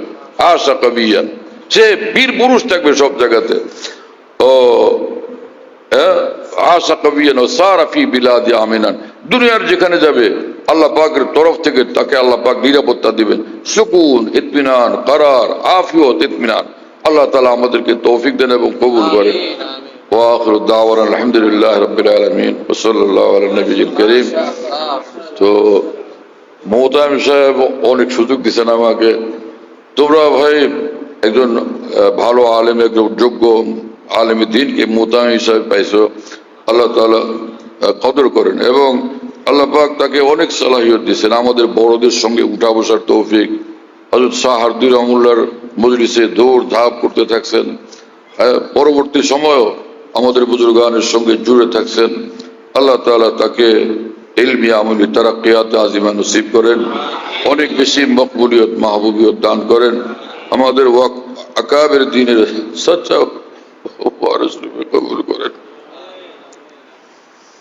আলহামদুলিল্লাহ রাব্বিল আলামিন ওয়াসসালাতু ওয়াসসালামু আলা সাইয়্যিদিল মুরসালিন ওয়া আলা আলিহি ওয়া আসহাবিহি আজমাইন। আল্লাহুম্মা সাল্লি আলা সাইয়্যিদিনা মাওলানা মুহাম্মদ ওয়া আলা আলি সাইয়্যিদিনা মাওলানা মুহাম্মদ ওয়া বারিক ওয়া সাল্লিম। اللهم اغفر لنا وارحمنا، اللهم عافنا واعف عنا، اللهم كن لنا وجعلنا لك، اللهم كل خير لكل مسلم ومسلمة، اللهم فقهنا في الدين وحببنا إلى الناس، اللهم حبب إلينا الإيمان وزينه في قلوبنا وكره إلينا الكفر والفسوق والعصيان। اے اللہ আমাদের সকলকে মাফ করেন, সকল মুসলমানকে মাফ করেন, তাকওয়া কামিল আমাদেরকে নসিব করেন, ঈমান কামিল, ইখলাস কামিল নসিব করেন, মাকাম ইহসান নিজ করম আমাদেরকে দান করেন, আসলাফ ও আকাবিরদের মহব্বত, আজমত, আদব, ইত্তেবা আমাদেরকে নসিব করেন, আফিয়ত দারাইন, ফলাহ দারাইন আমাদেরকে দান করেন। এই জামিয়াকে কিয়ামত পর্যন্তের জন্য কবুল করেন, तमाम জামিয়াত মাদারিসে দ্বীনিয়াকে কিয়ামত পর্যন্তের জন্য কবুল করেন। এই জামিয়ার সব জরুরত গায়বী খাজানা থেকে আপনি পুরা করে দেন, খাজানায়ে করমে গায়রে মাহদুদ থেকে আপনি পুরা করে দেন। আজি বাদশাহ মিয়া সাহেব, যিনি এই প্রতিষ্ঠানের পরিচালক, এই প্রতিষ্ঠানের জন্য এত ফিকির, মহব্বত, দরদ, এইভাবে কুরবানি পেশ করতেছেন, এই মানুষটাকে আল্লাহ দুনিয়া আখিরাতে উচ্চ মর্যাদা দান করেন, তার হায়াতে আজিমুশান বরকত দেন, সেহত আফিয়তে কামিলের সাথে তাকে আজিমুশান হায়াত দান করেন, অনেক বড় হায়াতের তয়্যিবা তবিলা নসিব করেন, আরো বড় বড় দ্বীনি কাজ করার জন্য আল্লাহ তার মানসা মোতাবেক তাকে তৌফিক দান করেন, তার সন্তানাদিকে হেফাজত করেন।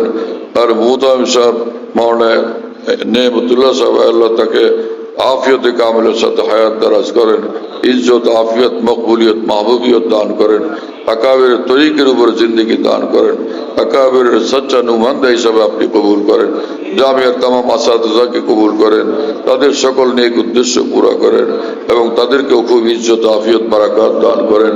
তামাম উলামায়ে দ্বীন, মাশায়েখে উম্মতের জিন্দগিতে বরকত দান করেন। সমস্ত মুসলমানের মাকাসিদ হাসানা আপনি পুরা করে দেন। তামাম দ্বীনি মাদারিস, মাহেদ এবং সমস্ত দ্বীনি আমাদের বুজুর্গানের খানকাগুলো এবং মাসাজিদের হাজত জরুরত গায়বী খাজানা থেকে পুরা করে দেন। যারা হজে গেছেন এবং যাবেন সকলকে হজ্জে মকবুল, হজ্জে মবরুর দান করেন, সকলকে সব পেরেশানি থেকে হেফাজত করেন, সমস্ত মুসলিম জাহানের উপর রহমত নাযিল করেন, প্রতিটি মুসলিম দেশের সব জরুরত গায়বী খাজানা থেকে পুরা করে দেন।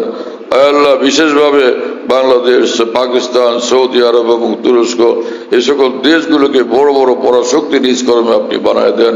কিয়ামত পর্যন্তের জন্য সুন্নি রাষ্ট্র হিসাবে আপনি কবুল করেন, কিয়ামত পর্যন্তের জন্য দুশমনদের উপর ফাতে এবং গালেব আপনি বানায় দেন। আল্লাহ ইসরায়েলকে ধ্বংস করেন, নেতানিয়াহুকে ধ্বংস করেন, আল্লাহ ফিলিস্তিনকে সুবিশাল ইসলামী রাষ্ট্র আপনি বানায় দেন। আল্লাহ আপনি দয়া করেন, আপনি মেহেরবানি করেন, ইসলামের দুশমনদেরকে আপনি ধ্বংস করে দেন, দ্বীনের দুশমনদেরকে ধ্বংস করে দেন, মুসলমানদের দুশমনদেরকে আপনি ধ্বংস করে দেন। আল্লাহ আমাদের সব দোয়া মোনাজাতকে রহমতুল আলামিন সৈয়দুল মুরসালিন খাতিমুন নবিয়্যিন সাল্লাল্লাহু আলাইহি ওয়াসাল্লাম বরকতে কবুল করেন। আল্লাহ এই জামিয়ার সব তুলাবায়ে কেরামকে, সমস্ত জামিয়াত মাদারিসের তুলাবায়ে কেরামকে বড় বড় আলিম দ্বীন, ফকিহ দ্বীন, আল্লাহ ওয়ালা এবং ওয়ারিস আকাবির দ্বীন বানায় দেন। اللهم ربنا تقبل منا إنك أنت السميع العليم وتب علينا إنك أنت التواب الرحيم سبحان ربك رب العزة عما يصفون وسلام على المرسلين الحمد لله رب العالمين صلى الله على النبي جزاك الله خيرا جزاك الله خيرا আমাদের ঢালকানগর খানকাহে যেখানে আমি আছি আমাদের এখানে যদিও খানকা এমনি আসামি আছে কাছাকাছি আরেকটা আছে তাই না তো আমরা এখানে এই নামে এখন এটাকে বলি যে খানকা ইয়াদগারে হাকিমুল উম্মত বলো খানকা ইয়াদগারে হাকিমুল উম্মত বলো সবাই